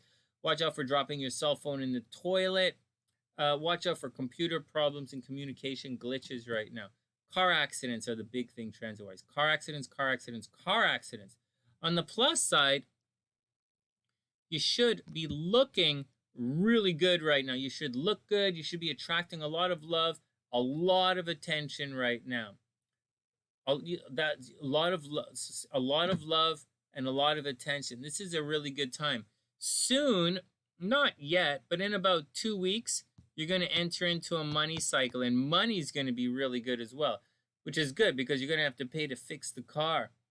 There's not much happening in love as far as this is concerned, although you are attracting love. So if you're looking for it, now's the time. Now, it's actually not really. Everything is squaring your sun. Like, this stuff is squaring this stuff. So what are you going to do, man? What are you going to do? I'm not going to BS you. It's squaring, so yeah, what are you going to do? So what are you going to do? But it is in your first house, so you are looking good. And soon, in about 2 weeks, money is going to get good. Money's going to get a lot. It's going to get good. You're going to get maybe you're going to get a government check, or you're going to get your income tax return or something, or you're going to make some money like that. There's not much going on like this, so don't worry about it. You just went through this node opposition, so big things should be happening to in your life. Right? Big life transformations, like maybe a car accident, maybe one of your brothers or sisters passed away or something. You absolutely have to watch your health right now. But we already know that you have to watch your health. You might have a heart condition, a normal, natural heart condition that you have to always stay on top of. And that's the deal. This is pretty empty, but this is all behind the scenes. I mean, Saturn is going to be here for a while, so people are always going to be, for the next year and a half, people are going to be controlling you behind the scenes. So you just got to roll with it. I know you don't like it, but you got to do it. And you're psychic, so you'll figure it out. And that's the deal, Sarah. I hope everything is okay. Watch your health. Money is going to get good. You are looking good. Speak up. If you speak up, you'll succeed. And that's the deal. Just go through and everything is going to be okay.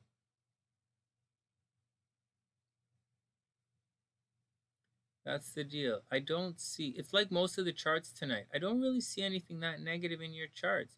I've been months and months of negative charts, guys, but I don't really see a lot of negative in charts tonight. So I would chill out and move on. Anyways, that's your mini reading, Sarah. I hope it's okay. Okay, put Ellen this chart down. Next, KC is up.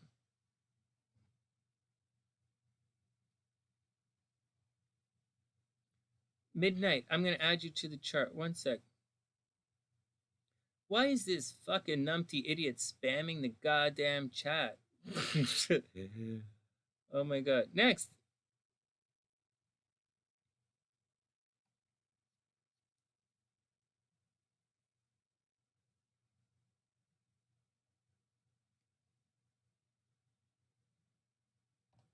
Whoops.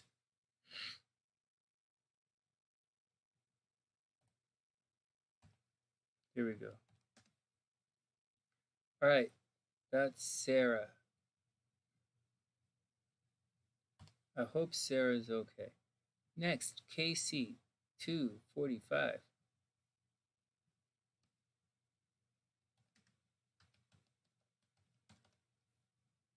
Let's check out KC's transits.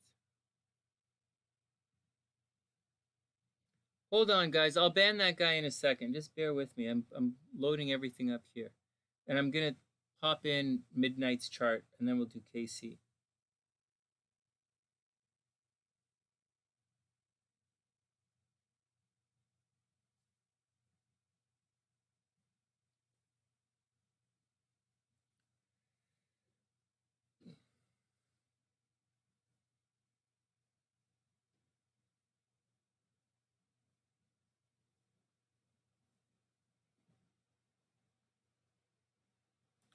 Oh, thanks, Rock. That's really sweet. Thanks, Rock. I appreciate that. I'm just typing in some charts here. All right, Midnight. I'm just going to type in Midnight's charts. So let's switch this around before we do it. Hey, Jazz, what's up?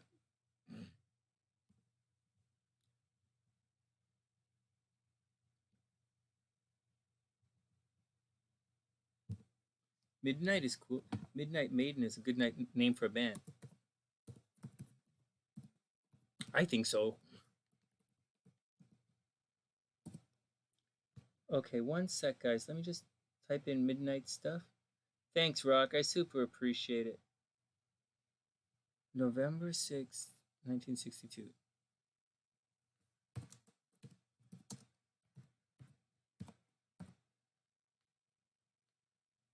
$7:50 a.m.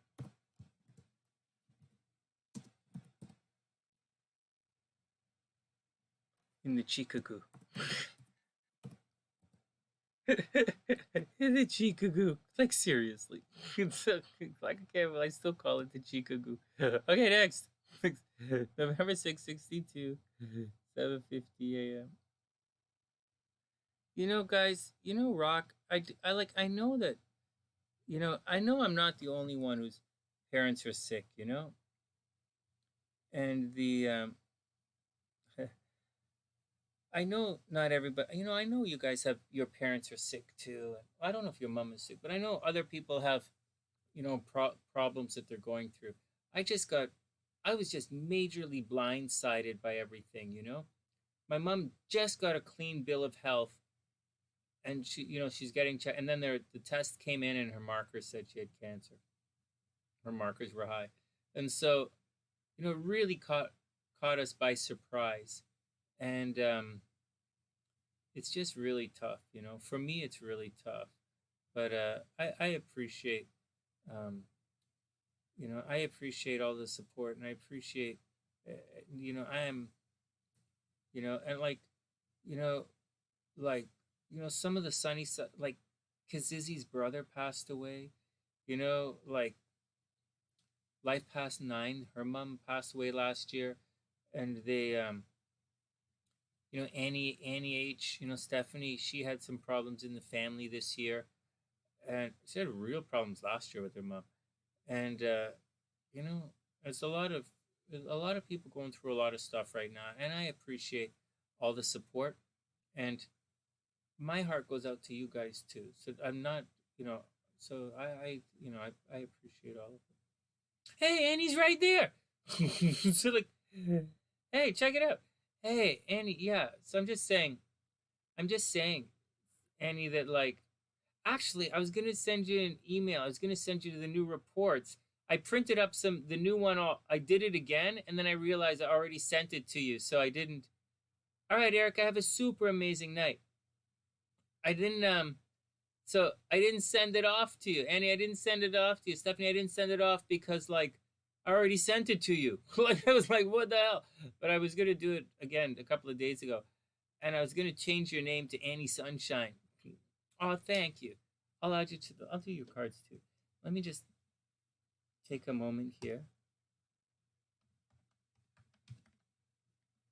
It was yeah, it's been stressful. Okay. Let me get back to the readings here. I haven't been on that one. And so I was going to call you Annie Sunshine. Oh, thank you. We'll do it. We'll do a couple of card readings afterwards.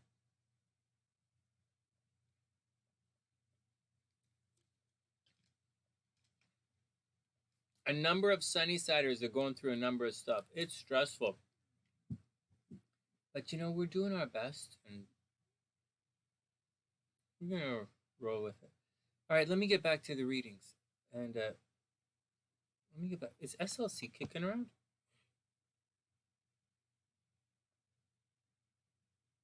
All right.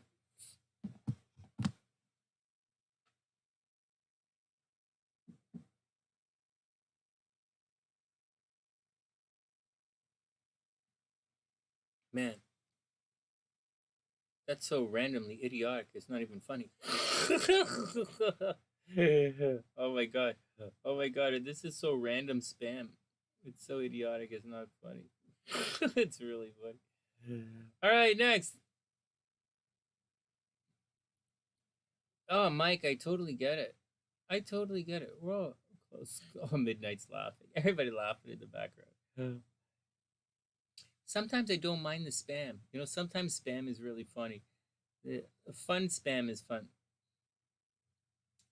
Midnight. Like, it's an international channel, right? We have lots of people from all over the world here. It's all cool. And, oh, thanks, Annie. That's really sweet. I just like to do stuff for you guys, I just like to do it. So.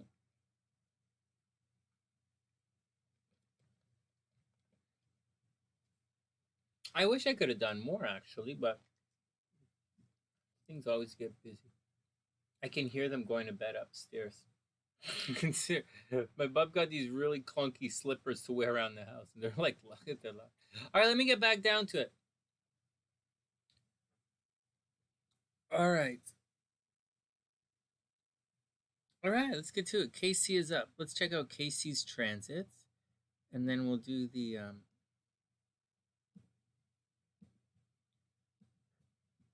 excuse me.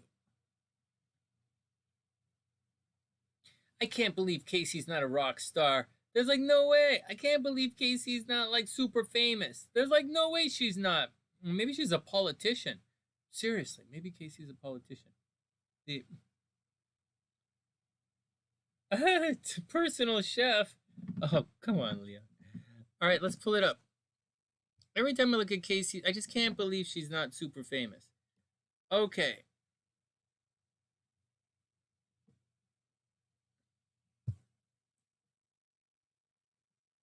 Guys, class is canceled tomorrow because it's Easter Sunday. But it's a level 2 class. I'm still going to send you guys the handouts, though. They're just on my phone. I have to put them on the computer. And it's not as easy as sending them to you because I have to change everything to PDF. Okay, what am I doing here? It's 2:53.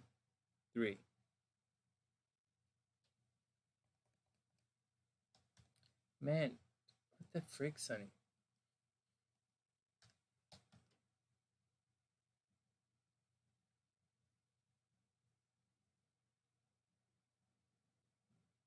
Okay, here we go. Leon, that's funny. All right, here we go. Okay, here we go. I teach astrology on Sunday evenings online. It alternates level 1 one week, then level 2 next week. This week is level 2, but we're going to cancel the level 2 class. All right, here we go. So this is KC. All right, KC, here we go. What's going on? So, I'm not seeing any more car accidents. So, actually, there's not much going on around here. Seriously, it might be. It might, very much might be. But I don't really see it. Let's see what's going on. So, there was a chunk of Pisces, like back when everything was over here, right? It's moved on, right? When all of this was happening, it's very much opposing her Saturn. So it would have caused some problems, but that's the past. That's not happening right now. I'm double checking to see if there's any major stress that you have to watch out for. She might, if Casey's looking for love, There's a possibility that everyone wants to hook up with her right now. So that's the deal. So everybody wants to be Casey's friend. Everyone wants to partner with her. Everybody wants to work with her. And I think that's, that's great.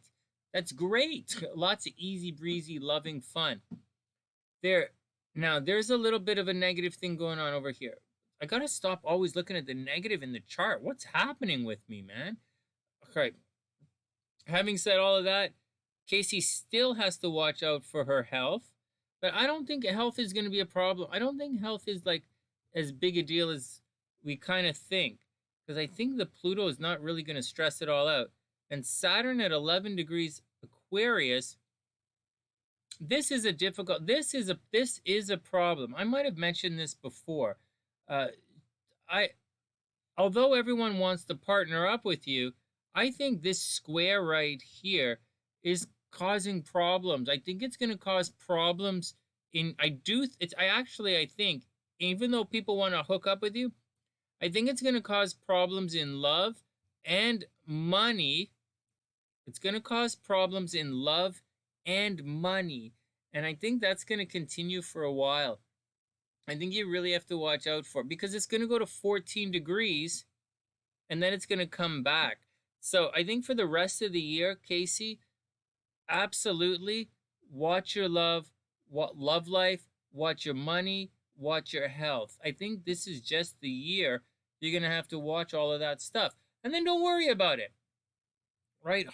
And I don't think hard work is going to save you. I think what's going to happen is it's going to take away your money. I see like maybe breakup in relationship, or maybe you're going to have to get a new job. I think you might have to get a new job. Sudden and unexpected things are going to happen in your career. So, and this square is going to affect you. Like you're in so when you're listening to your horoscopes, okay, so Casey, when you're listening to the horoscopes 2021, anytime anyone talks about the Saturn-Uranus square in 2021, know that it's going to personally affect you. And it's going to personally affect your career, your public image, your health, your love, and money. I know it seems like everything, but it's not. It's really not everything. It seems like it, but it's not. It's not. But again, it's going to seem like it, and it's going to feel so difficult when you go through it that's going to be a problem. I don't think there's going to be a problem with the kids. I think your daughter's going to be okay. I just think that your love and money are going to be under. So once again, whenever you're listening to an astrologer speak this year, when they're speaking about the Uranus-Saturn square, this is highly going to affect you. So major heads up with all. Oh, you can't see. Crap. Pause. Sorry, guys. I got it. Hold on. Sorry, guys. Check it out. Sorry, I apologize. Give me a sec.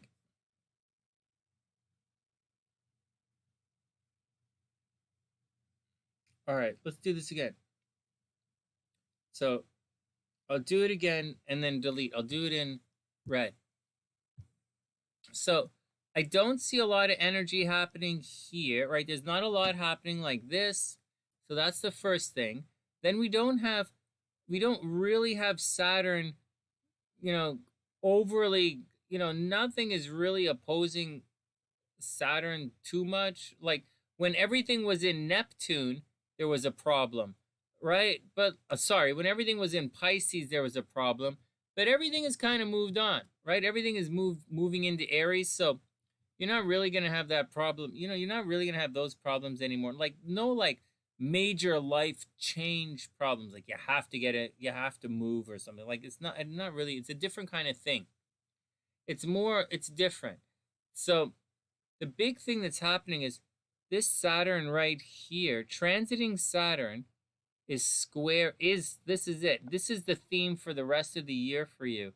And what I'm saying is, in the news, when you are listening to horoscopes on YouTube, whenever you hear someone talk about Saturn squaring Uranus, you should pay attention, because that is going to affect you personally in a big way. It's going to cause a lot of freedom. So Saturn's taking away is the first thing, and Uranus wants freedom and liberation. So they're taking it away. So it's breakup energy, and it's difficult. It's square. It's breakup. It's tense. And so Casey, that's the big stuff. Stay on top of all of that stuff. I think you're going through it. You've been through it before. I mean, you're like, so, I mean, you're like my generation, right? We've been through all of this before. You've been through it before. You have the strength to make it through it again. So just know that Saturn's going to attack you for the rest of the year. All right, good. Not good, not great. Oh, 2021 is going to be rough for you for the rest of the year. Having said all that, right now, you might put a lot of energy into social media. You might put a lot of energy into your friends, social networking. You might start dating one of your friends or dating someone that you meet socially. Well, obviously, you're going to date, if you're going to date someone you meet socially. But there's a possibility you might be fighting with groups of people, and you might be fighting with people on the internet. But I don't think you're a fighting person. You stick up for yourself. I don't think that you go out of your way to fight anybody. You might be putting a lot of energy into winning awards, and I see a change coming. I see you feeling alone. I see you feeling alone and isolated. I see people leaving you, right? People leaving you. Watch your health. And you might be putting a lot of energy into, you might decide to be the secretary at the church or something. I don't know if a church has a secretary, but that's the kind of thing. Or taking care of groups of people, or working with groups of people, or gathering information for people, or doing some kind of lobbying. I still think you should be famous. I still think you could be a politician. If I see this chart, if you wanted to be a politician, you could easily be a politician. You should, name and fame is very strong in this chart. But right now, you might win an award. I don't know if anybody's winning an award for anything, but you might be up for an award right now. Or I really do believe this Saturn thing is going to override Mars over here. And I think you should just be careful with groups of people and stuff. On top of all of that, it's a really good time to study. If you want to study or go back to school or take a class, now's a really good time for you to take a class, maybe go get a second degree, or maybe travel. If you want to travel, right now is a very, very good time to travel. It's probably a better time to get a new job. Not a new job, another degree. The sun and Venus are both opposing Pluto. But I wouldn't worry about it. It happens every year. And it's not like you can have a death in a relationship every year unless you're an absolute black widow spider or something. Seriously. So, I wouldn't stress that out. I wouldn't stress it out, Casey. I think everything is going to be okay. I think it's okay. Just watch out for... This is the big deal. This is it. Just what you really need to watch out for is Mars going through this transit. And it's going to go like that for the next 3 months. So for the next 3 months, you're going to have difficulty with social networks, or put a lot of energy into social networks. People are going to be on the outs with you. You might accidentally say something, and then you're going to absolutely pick up a hater. So be careful. You're going to totally pick up a hater. And that's the deal. Someone is going to stress you out. Just be chill. Watch your health. Watch your love life. Watch your money. But at the same time, everybody wants to marry you right now. So whatever.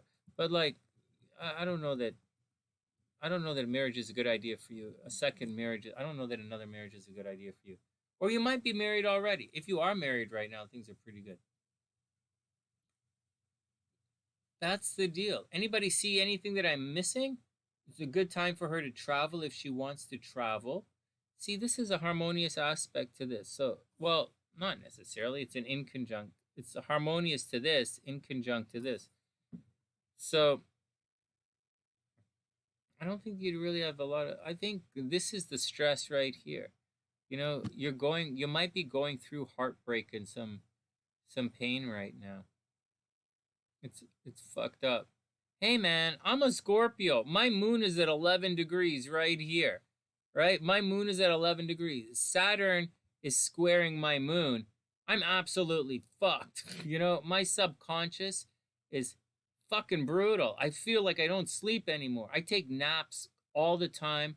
I'm always on the bike riding. I'm always working for you guys in the background, and I'm constantly on call for the folks. So I'm 100. My subconscious is right now. My moon is 100% fucked, and I think Casey's going through. So that's what I'm going through.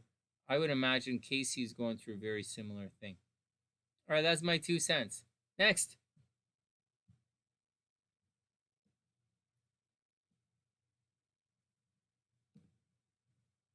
All right. Hey, Patricia, what's up? That's okay. We're all going to make it through. All right. What happened, Leah? You met a tall, muscular guy. He had long dreads going down his back. He looked like a demigod, so you winked at him and told him that he was... and he asked for your number. Oh, my God, that's so cute. Well, you guys got... Leon's got game, man. Leon, you got game. All right. Is everything cool, Patricia? Right on.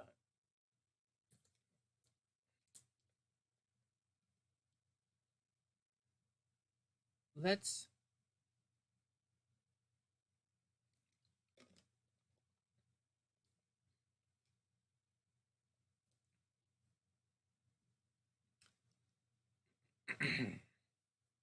All right, so if you guys stick around,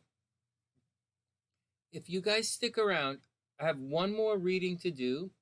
We're going to do Midnight's reading right now. And then afterwards, we'll read Michael's cards, because I haven't read Mike's cards in a while. So I'll read the cards for New Age Tarot and Leon. Right, Lee? Lee and Mike, if you guys hang out, I'll read your cards. Because Annie paid it forward, right? So why not? Just give me a second here. I'm going to put New Age Tarot.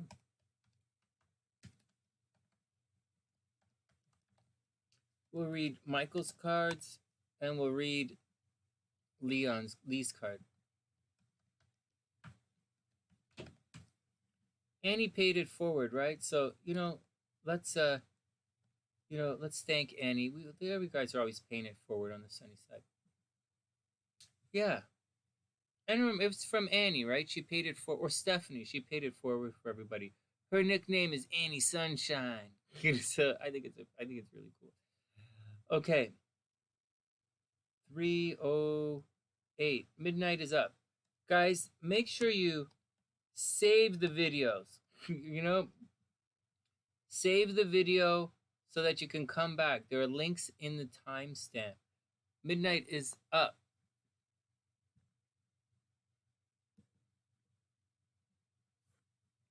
That's a cool name for a heavy metal band, man. Midnight Maiden. I saw you at nighttime. In the nighttime. Okay, whatever. I'm getting tired. So let me do Midnight, and then we're going to read your cards, and then we're going to move out. All right, Midnight, whatever, man. Well, you know the Scorpio. I ran the Chicago Marathon last year with my mom. Not last year, November? The previous November or October, I ran the Chicago Marathon with my mom. It's a lot of fun. I want to run another. Whenever my mom heals up after chemotherapy and gets her strength back, it'll be nice to run another marathon with my mom. Running a marathon is easy. For those who don't know, running a marathon is easy, way, way, way easier than you realize. But training for a marathon is impossible. Training for a marathon is brutal. And oh my God, training is brutal. Oh my God, I don't even want to. Oh, it's horrible. Training is horrible. Training for a marathon is the hardest thing. It's always brutal. It was worse than like when I went to business school. That was brutal. When I was an economics major, that was tough. But being a training for the marathon was brutal, but running the marathon was easy. It was a lot of fun. I'm dying to do it again. It's so fun. Oh, training is brutal. Oh, I was in so much pain. Oh man. Oh man. Some things I thought like, there's a lot of stuff. I used to run. I know, Maiden, you're new to the channel here, but I was telling everybody when I was training, and I used to run 5 miles almost every single day. And then I stretched it out to 7 miles. And then I would stretch it out between 7 and 10 miles. And but when I got to 7 to 10 miles, it wasn't every day. It was like 2 days on, 1 day off kind of thing, or like 3 days off and a day off. And so it was on a schedule. But but then when I stretched it out, and I was like, in my head, I was like, wow, this is easy. 10 miles fast. I would run it fast and I feel really good. And it was awesome. Like I was training, it was easy. And then my first long run, I stretched it out, 17 miles. And then when I made it to I remember one day I went to run a long run, 19 miles. I was in so much pain. I had to walk home from I couldn't move. I could barely made it home. I fell asleep right away. I must have slept for the rest of the day. It was horrible. My legs were in so much pain, and I don't even joke about it anymore. When I say things like you have to wear, it's just brutal. It was just so brutal. It's not even funny. It's so brutal. I couldn't do anything. Oh God. All right, let's get out of here. Let's get back to work. All right, whatever. I'm not a runner, right? My mom's a runner. All right, next. Midnight. Let's check your chart out.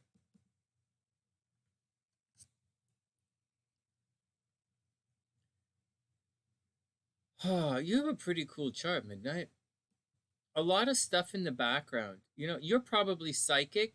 You have a very similar chart. Well, it's not even remotely similar. It's not like mine at all, but your sun is in this. Oh no, your sun is at 13 degrees. What am I looking at? Your sun and Venus are where my sun and moon are. My sun is where your Venus is, and my moon is where your sun is. We'd be like good friends in real life. All right.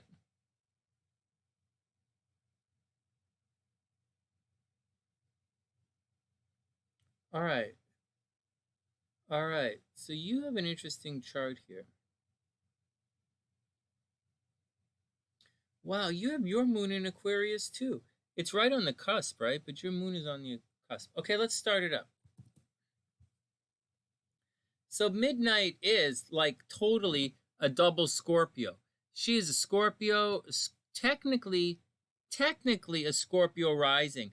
But Midnight, if you watch your Scorpio horoscopes in the newspaper, it might not be that accurate. You should read your Scorpio horoscopes and read your Sagittarius horoscopes.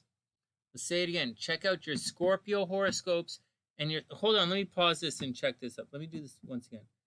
3:13. Sorry, I'm just cleaning up the timestamp for you, so with all this blah, blah, blah. Okay.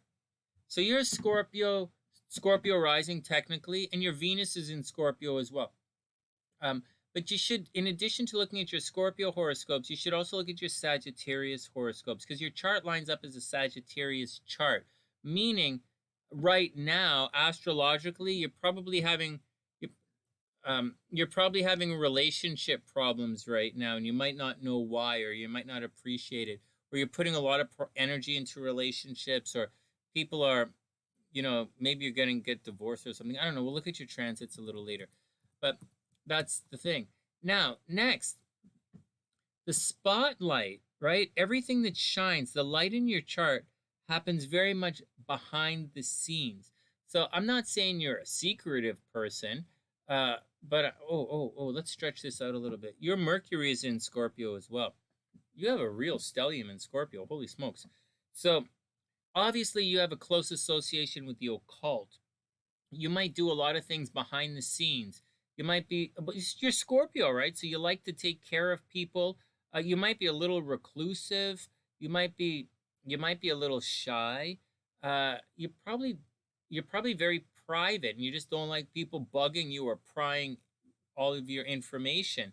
On top of all of that, your Mercury's in Scorpio, so you probably see dead people. You see the dead, or you talk to the dead, or you communicate with it. You might be a medium, a psychic medium, close association with the occult. You probably read your own tarot cards or tea leaves or chicken bones or something like that. Now, having said that, uh, your Venus is in the 12th house and it's retrograde, and it's all right. It's in the 12th house in retrograde, so there's like you probably get into secret love affairs, or you probably date the wrong guy all the time, or you might not feel the person you're with actually loves you, which is all difficult. You almost definitely going to have problems in love. You're probably going to get divorced. I do see cheating in relationships in this chart. That's not even a question for me. Whether you cheat, you might have been a little unfaithful at times, or the person you were dating or married to was a little unfaithful at times. Almost guaranteed. That's right from the textbook. And so that's the gist. Your Venus is retrograde. Here's the deal with a Venus retrograde. Guys, or guys, or whatever, or girls, probably really fall in love with you quickly. Like they really fall in love, or you fall in love quickly, or you get this desire for someone. You have a boundless love, but for whatever reason or somehow, the love doesn't really pan out. Like you might totally have the blinders on when it comes to love, or there might be some problems and you're going to gloss over it. But glossing over these problems in love are absolutely going to get you into a lot of problems.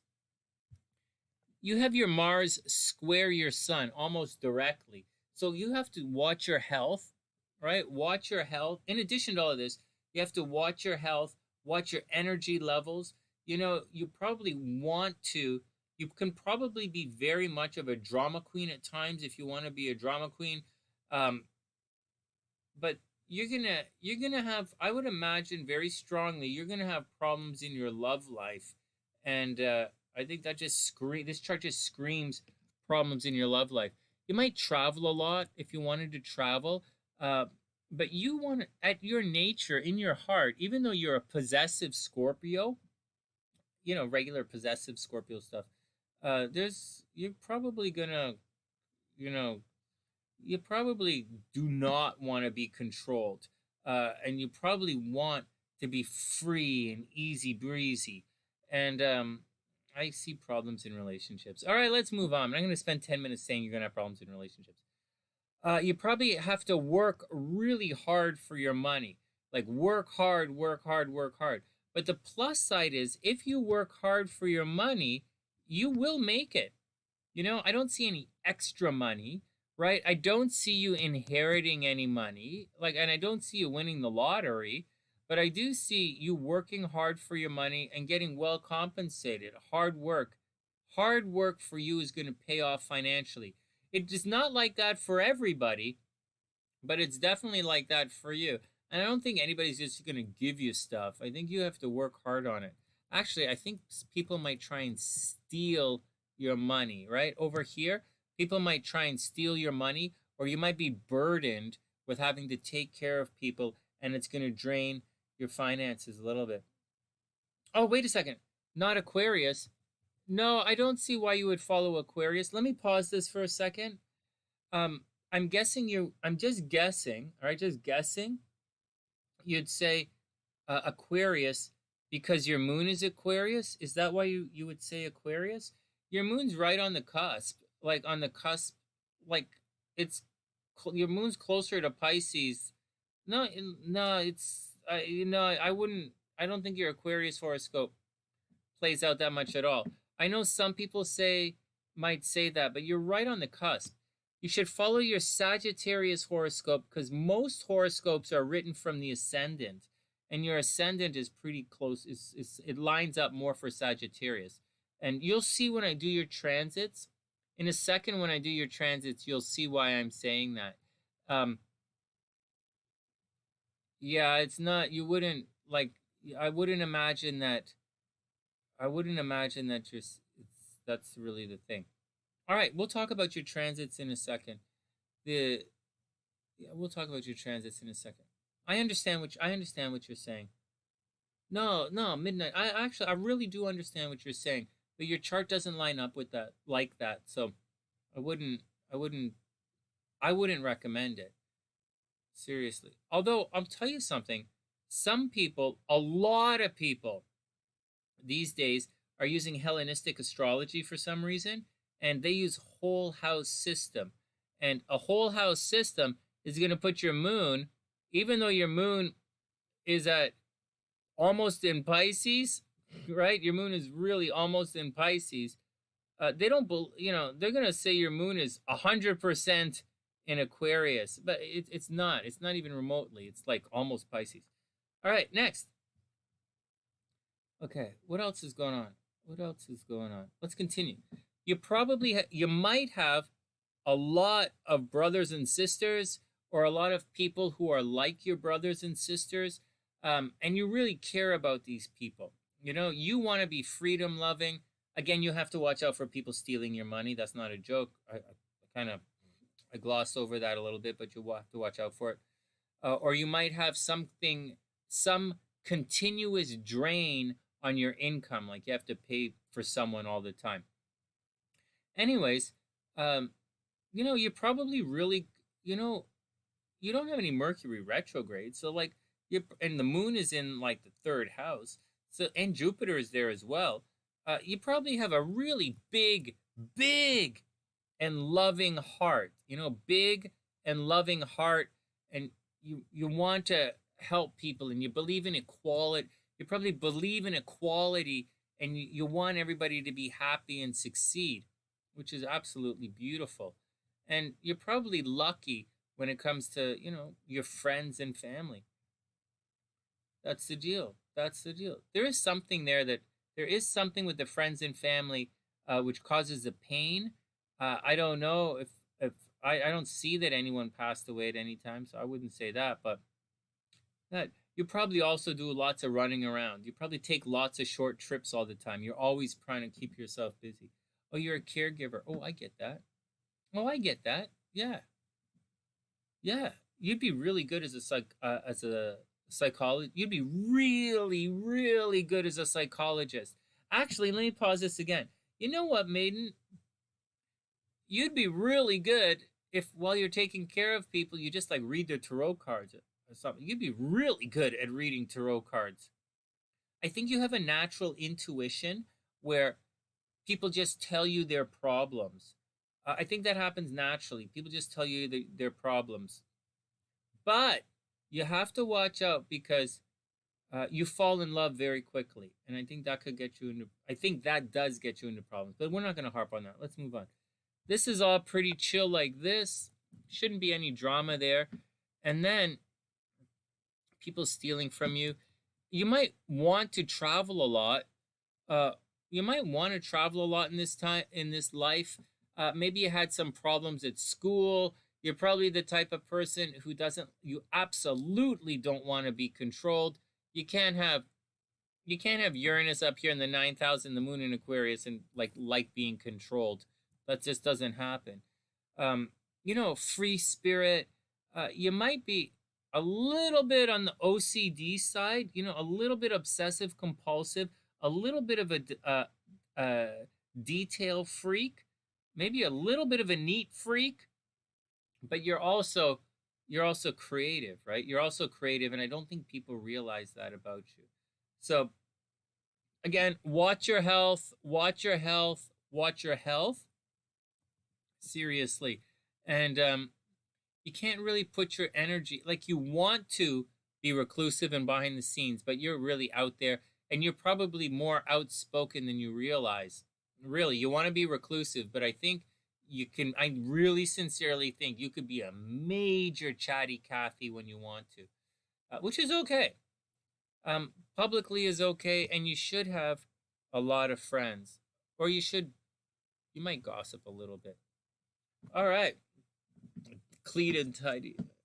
Hey, you just got a tarot deck. Yeah, do the thing, you know. Check out the tarot deck. And hey, maiden, hold on. Let me give you a link here.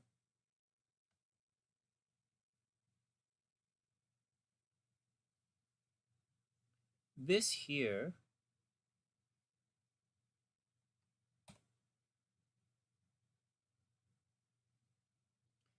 I think this right here is the best website to learn tarot. Oh, crap. That's it right there. This, in my opinion, is the best website for tarot on the entire web. All right, let's do your transits and then a couple of readings and we'll book out. Thanks for letting me look at your chart. Hey, also, we have an app, SunnySide Astrology app. It's free. And join our community on Facebook. We have a private Facebook group, which is a lot of fun. Although today I was arguing with everyone on the Facebook group, but everybody knows Sonny's got an irritable personality. It's okay. Transit wise, see, you just went through your Saturn return, like right now. So you're probably going through a big change in your life. Don't worry about it. Don't worry about it. It's already done. You've been through your Saturn return before, so I wouldn't stress it out. Like maybe you moved, maybe you got a new job, maybe you had a death in the family. It would have last year, 2020 would have been difficult, right? 2020 would have been difficult. Oh, shit in hell. Actually, you're still going through it. So you went through your Saturn return. Okay, that's one thing. Now, Saturn right now is squaring your Neptune and your Sun. So, like, you're going to go through it as well. So maybe you're fighting with your brothers and sisters. Maybe you're fighting with your friends. Maybe Saturn's taking away your friends. Maybe you're going to get sick. You got to watch all of that. See, Saturn is opposite your Mars. So I would watch your health. I would totally, if I were you, watch your health. Watch your health. But you've been through this before. You've been through it before, your Saturn return before when you were young, like in your late 20s. You went through this as well. And for you, it takes a little longer than most people, right? This Saturn transition takes a little longer. So about a year ago, 2020 was probably really bad. In 2021, or there was a big change in your life in 2020, 2021, it's going to continue, but you're going to be out of it soon. So you're not going to be out of it soon. Just have faith, right? Yeah,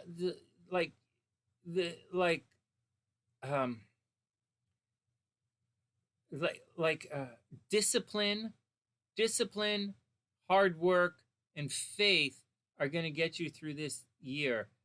Just keep your feet moving and believe in yourself. I know it's difficult. Like, I really do understand this. I've gone through these as well. But I also know that it's also the best time in your entire life to accomplish some things.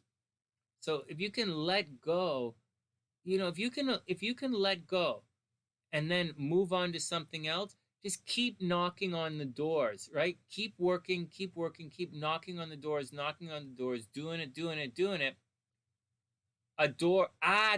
One door, Saturn, one door is going to open, and it's going to set you up for the next 7 years, and you're going to be really successful, and you're going to be really happy that you did. Now is the time to go through the glass ceiling. In the tarot, this is the World card. It's Saturn, it's karma. Hey, everybody who studies the tarot, this is what the World card means.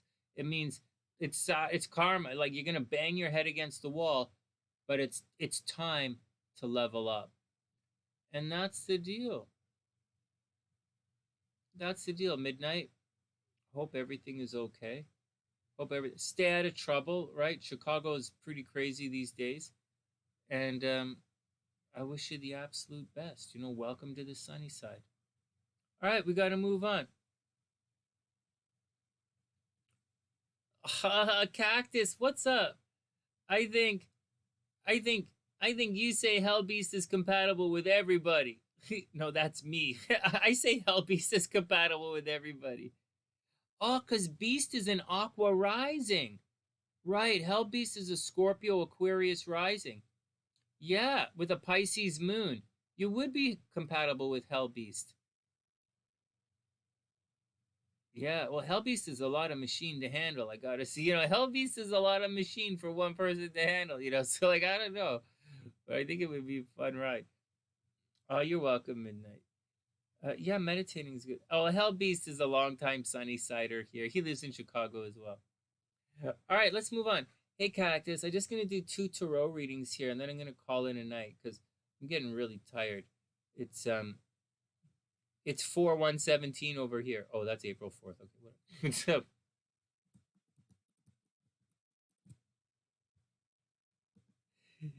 Cactus, you make it sound like this is a bar. Like this is the Sunnyside bar. We should open up a bar. I don't drink anymore. I don't think that's a good idea. I think that's a good. All right, let's pull up the charts.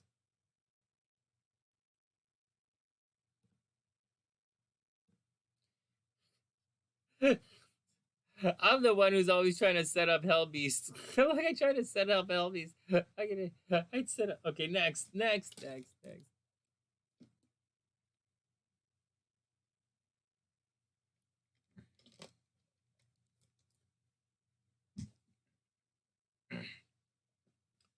Ah, this doesn't look. Oh, because I have the wrong screen up. One sec. We need this screen up.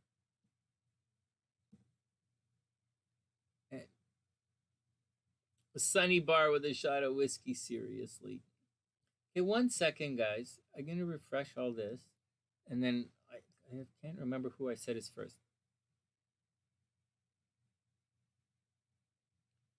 Okay, we have Mike. New Age Tarot is up. Then Leon. Then we're out. Mike, 3:31.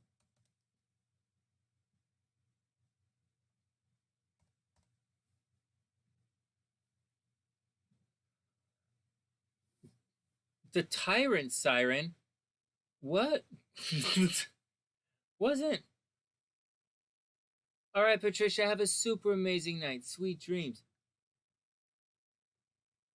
Siren, wasn't your name something else a second ago? Was it the Tyrant for the last little while? I can't remember. Anyways. Oh, no, I didn't write it down.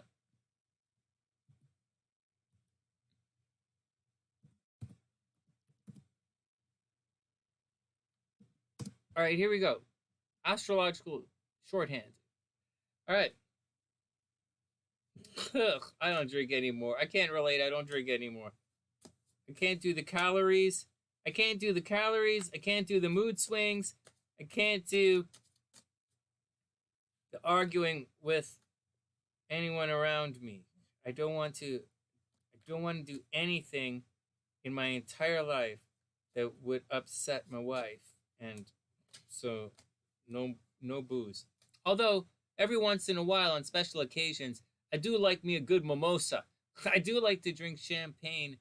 I still like to drink champagne, but I don't see myself doing any wine. And I'm not a beer guy anyways. I used to, like, if we go to the football game, maybe we'll drink some beer. We go to the bar, like on a special occasion, maybe we'll go have pizza and beer. That would be fun. But not really. Anyways, let's go. Oh, Siren the Tyrant. All right, here we go. All right, here we go. New Age Tarot. Let's do it.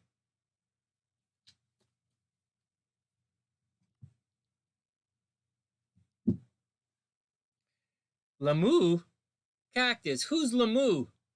The meow. The mau. The l'amour. What do you like? Is that like some? Is that how? Is that what you type in when you want people to make kissy sounds? L'amour. Okay, whatever. Stop it, Sonny.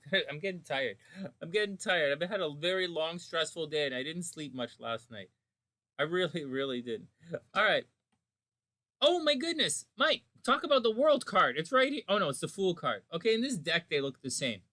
So the Fool is up. New beginnings, Mike, or the potential for new. All right, Cactus, stop it. Stop it. I get it. I'm spacing out here. First up, the Fool card. So, it's preparing for the journey, right? Uranus energy, but it's not just preparing. It's already happened. But the Hebrew glyph is ox, and ox means preparing for the journey, right? Plowing the field, getting things going. But the Uranus part of the card says it's explosive, it's sudden and unexpected, and it's already begun. So whatever's going on in life, it's already, your journey has begun. You're at the beginning, but it's begun. Now there is a caution here that you might be getting in a little bit over your head, or you might be getting into a situation that you didn't fully plan out. But you don't have to plan it out. You just got to do it. So whatever's going on, one foot in front of the other and do it again. But that's me saying that. I don't, sometimes planning things out is a good idea. But this card says, it's explosive and wow, then the Magician. Oh man.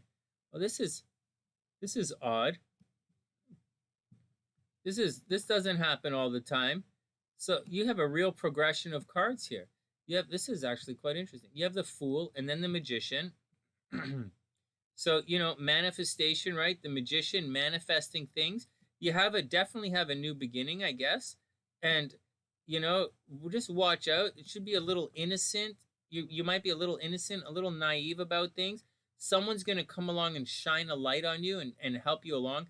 You might get very excited about something, right? The Magician causes Tarot to get very excited about himself and his own potential.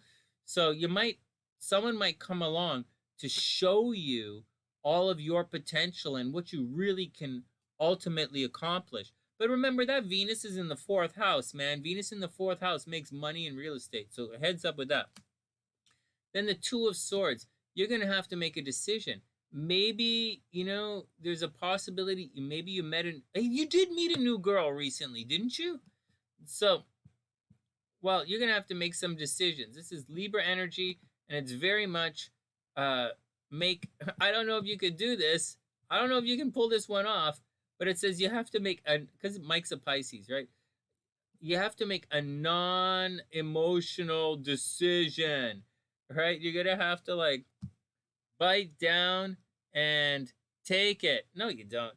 Someone is going to come along to really jazz your game. Maybe you meet somebody new. You're off on, and you should be about to begin or recently begun a new adventure. But you have some decisions you have to make. Don't overly stress it out, and you should try and be very logical about the decision. And finally, balance spirituality and practicality. I think this is a pretty interesting reading going on here.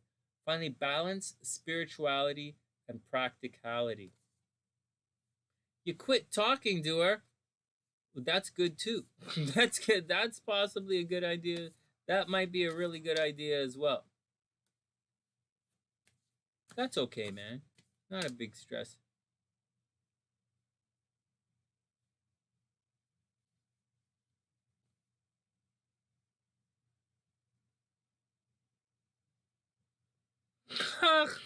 Cactus, that's funny.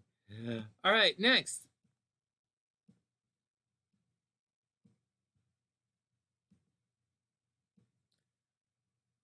All right, next. Leon is up. 340.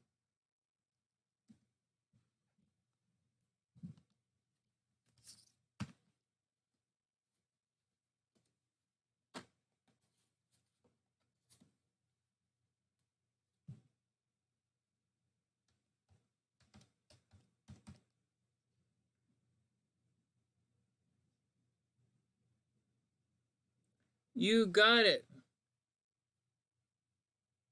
Oh, spring is definitely here. Okay, Leon is up.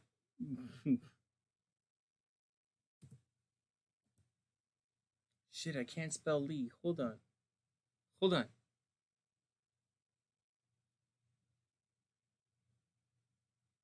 Leon. Leon, say something. I can't spell Lee. Leah. Okay, close enough.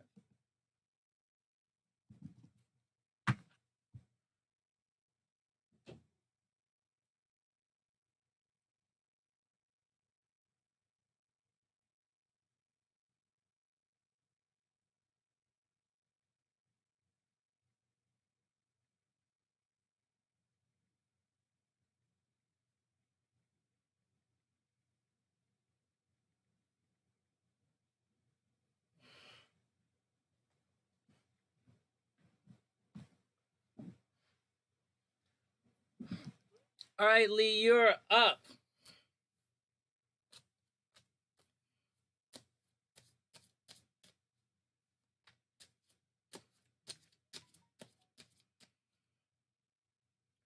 Here we go.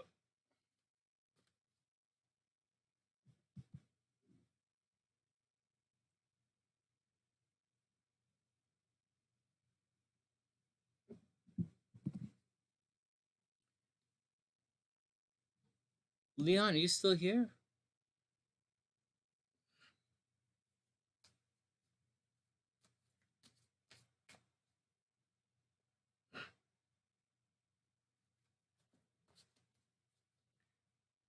Is Leon still here? What the hell?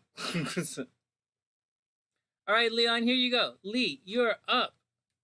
Oh my god, the magician card reversed. All right. Well, you have a new beginning too. The magician card isn't about new beginnings, guys. The fool card is about new beginnings.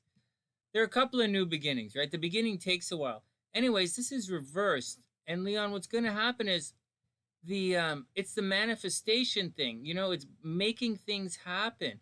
So maybe you're going to have a little difficulty. All right, Cactus, have a super, super amazing night. Sweet dreams. So, Lee, the magician card reversed. You know, maybe you're going to have difficulty. Maybe you're going to have difficulty manifesting, right? Maybe you're going to try and do some stuff and it's not necessarily, you know, maybe you're going to lack confidence in what you're doing, but don't. Keep going. Or maybe that guy that you met today, there's going to be stops and starts in the relationship. I know you're just having fun, but take it all with a grain of salt. And that's the deal. Oh, my head is getting tired and spacey. I'm going to have to go in a sec. All right. Anyways, it's time to. Oh, no. Then the Six of Cups. Leon, maybe things are getting complicated right now. You know? The Six of Cups usually indicates children. It is the card of children.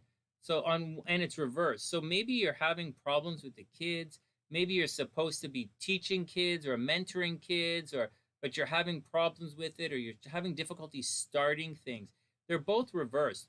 Usually I would say when I see the Six of Cups, I like to, because not everybody does anything with kids, right? So I usually say something about keep it simple, right? Keep it simple and don't stress it out. But you might feel as if you're trying to do something and it's getting a little complicated, right? It's kind of like an innocence lost kind of thing. So be careful, Leon. Try not to. Oh no! And then the Five of Cups reversed. Hey, maybe you are stressing out. Hey, Leon, maybe you are. It's Lee, right? I know it's Lee, but I always say Leon. Maybe you are stressing out about something, right? Maybe you do have a little bit of heartbreak going on. It is complicated. Maybe you had a beginning here. Maybe you had the potential for something really good and it didn't entirely work out, you know? You know, watch out for it. Watch out.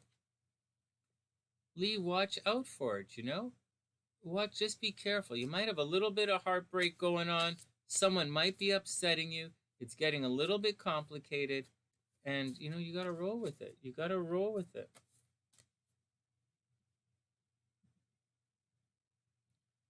All right. And finally, bring love into the situation. Finally, bring love into the situation. Why did midnight get to... Oh, because the at sign. Hey, midnight, the at sign makes it look like a website for the Streamlabs. That's why I got deleted. And Lee, bring love into the situation. Everything is going to be okay. And remember, and thanks, Stephanie. Stephanie paid it forward for everyone. Midnight, you are super, super welcome, and it's my pleasure. No, don't worry about it. Don't worry about it. It's all fine. There are a couple of things, like the capital letters, gets too many capital letters, gets it deleted. There are a couple of words that get everything deleted, and the at symbol gets it deleted. If there's no space after a period, I think it gets it deleted because it looks like a website or something. All that kind of stuff, regular internet stuff, which might not be that regular. All right, guys, that's it. I'm wiped out. I hope everyone has a wonderful night. I guess I have to come back. I guess I'll be back tomorrow and doing the horoscopes. I'm a little behind. I'm a little like a day behind on the horoscopes and everything these days. Like, horoscopes should have been Thursday, not Friday, but I was busy on Thursday. And then I'd like to do the horoscopes on Saturday because I teach on Sunday, but I decided to read your cards. Oh, because I had to do Sue's chart and Ericka's chart. So that's the deal. Happy bunnies. Yeah, happy Easter, guys. Happy Easter, guys. I hope everyone has a super amazing night. Happy Easter if you follow Easter. And be cool. Keep working out. Keep eating vegetables. I haven't been eating a lot of vegetables. Oh, I've been eating a lot of beans. But that's about it. And that's the deal, guys. I'm wiped out. That's the deal. All right, guys. From TheSunnySide.net, I'm Sonny. Wishing everyone the best of a super beautiful night. And I'll see you guys soon. Have a good night, guys. And thanks for supporting the channel.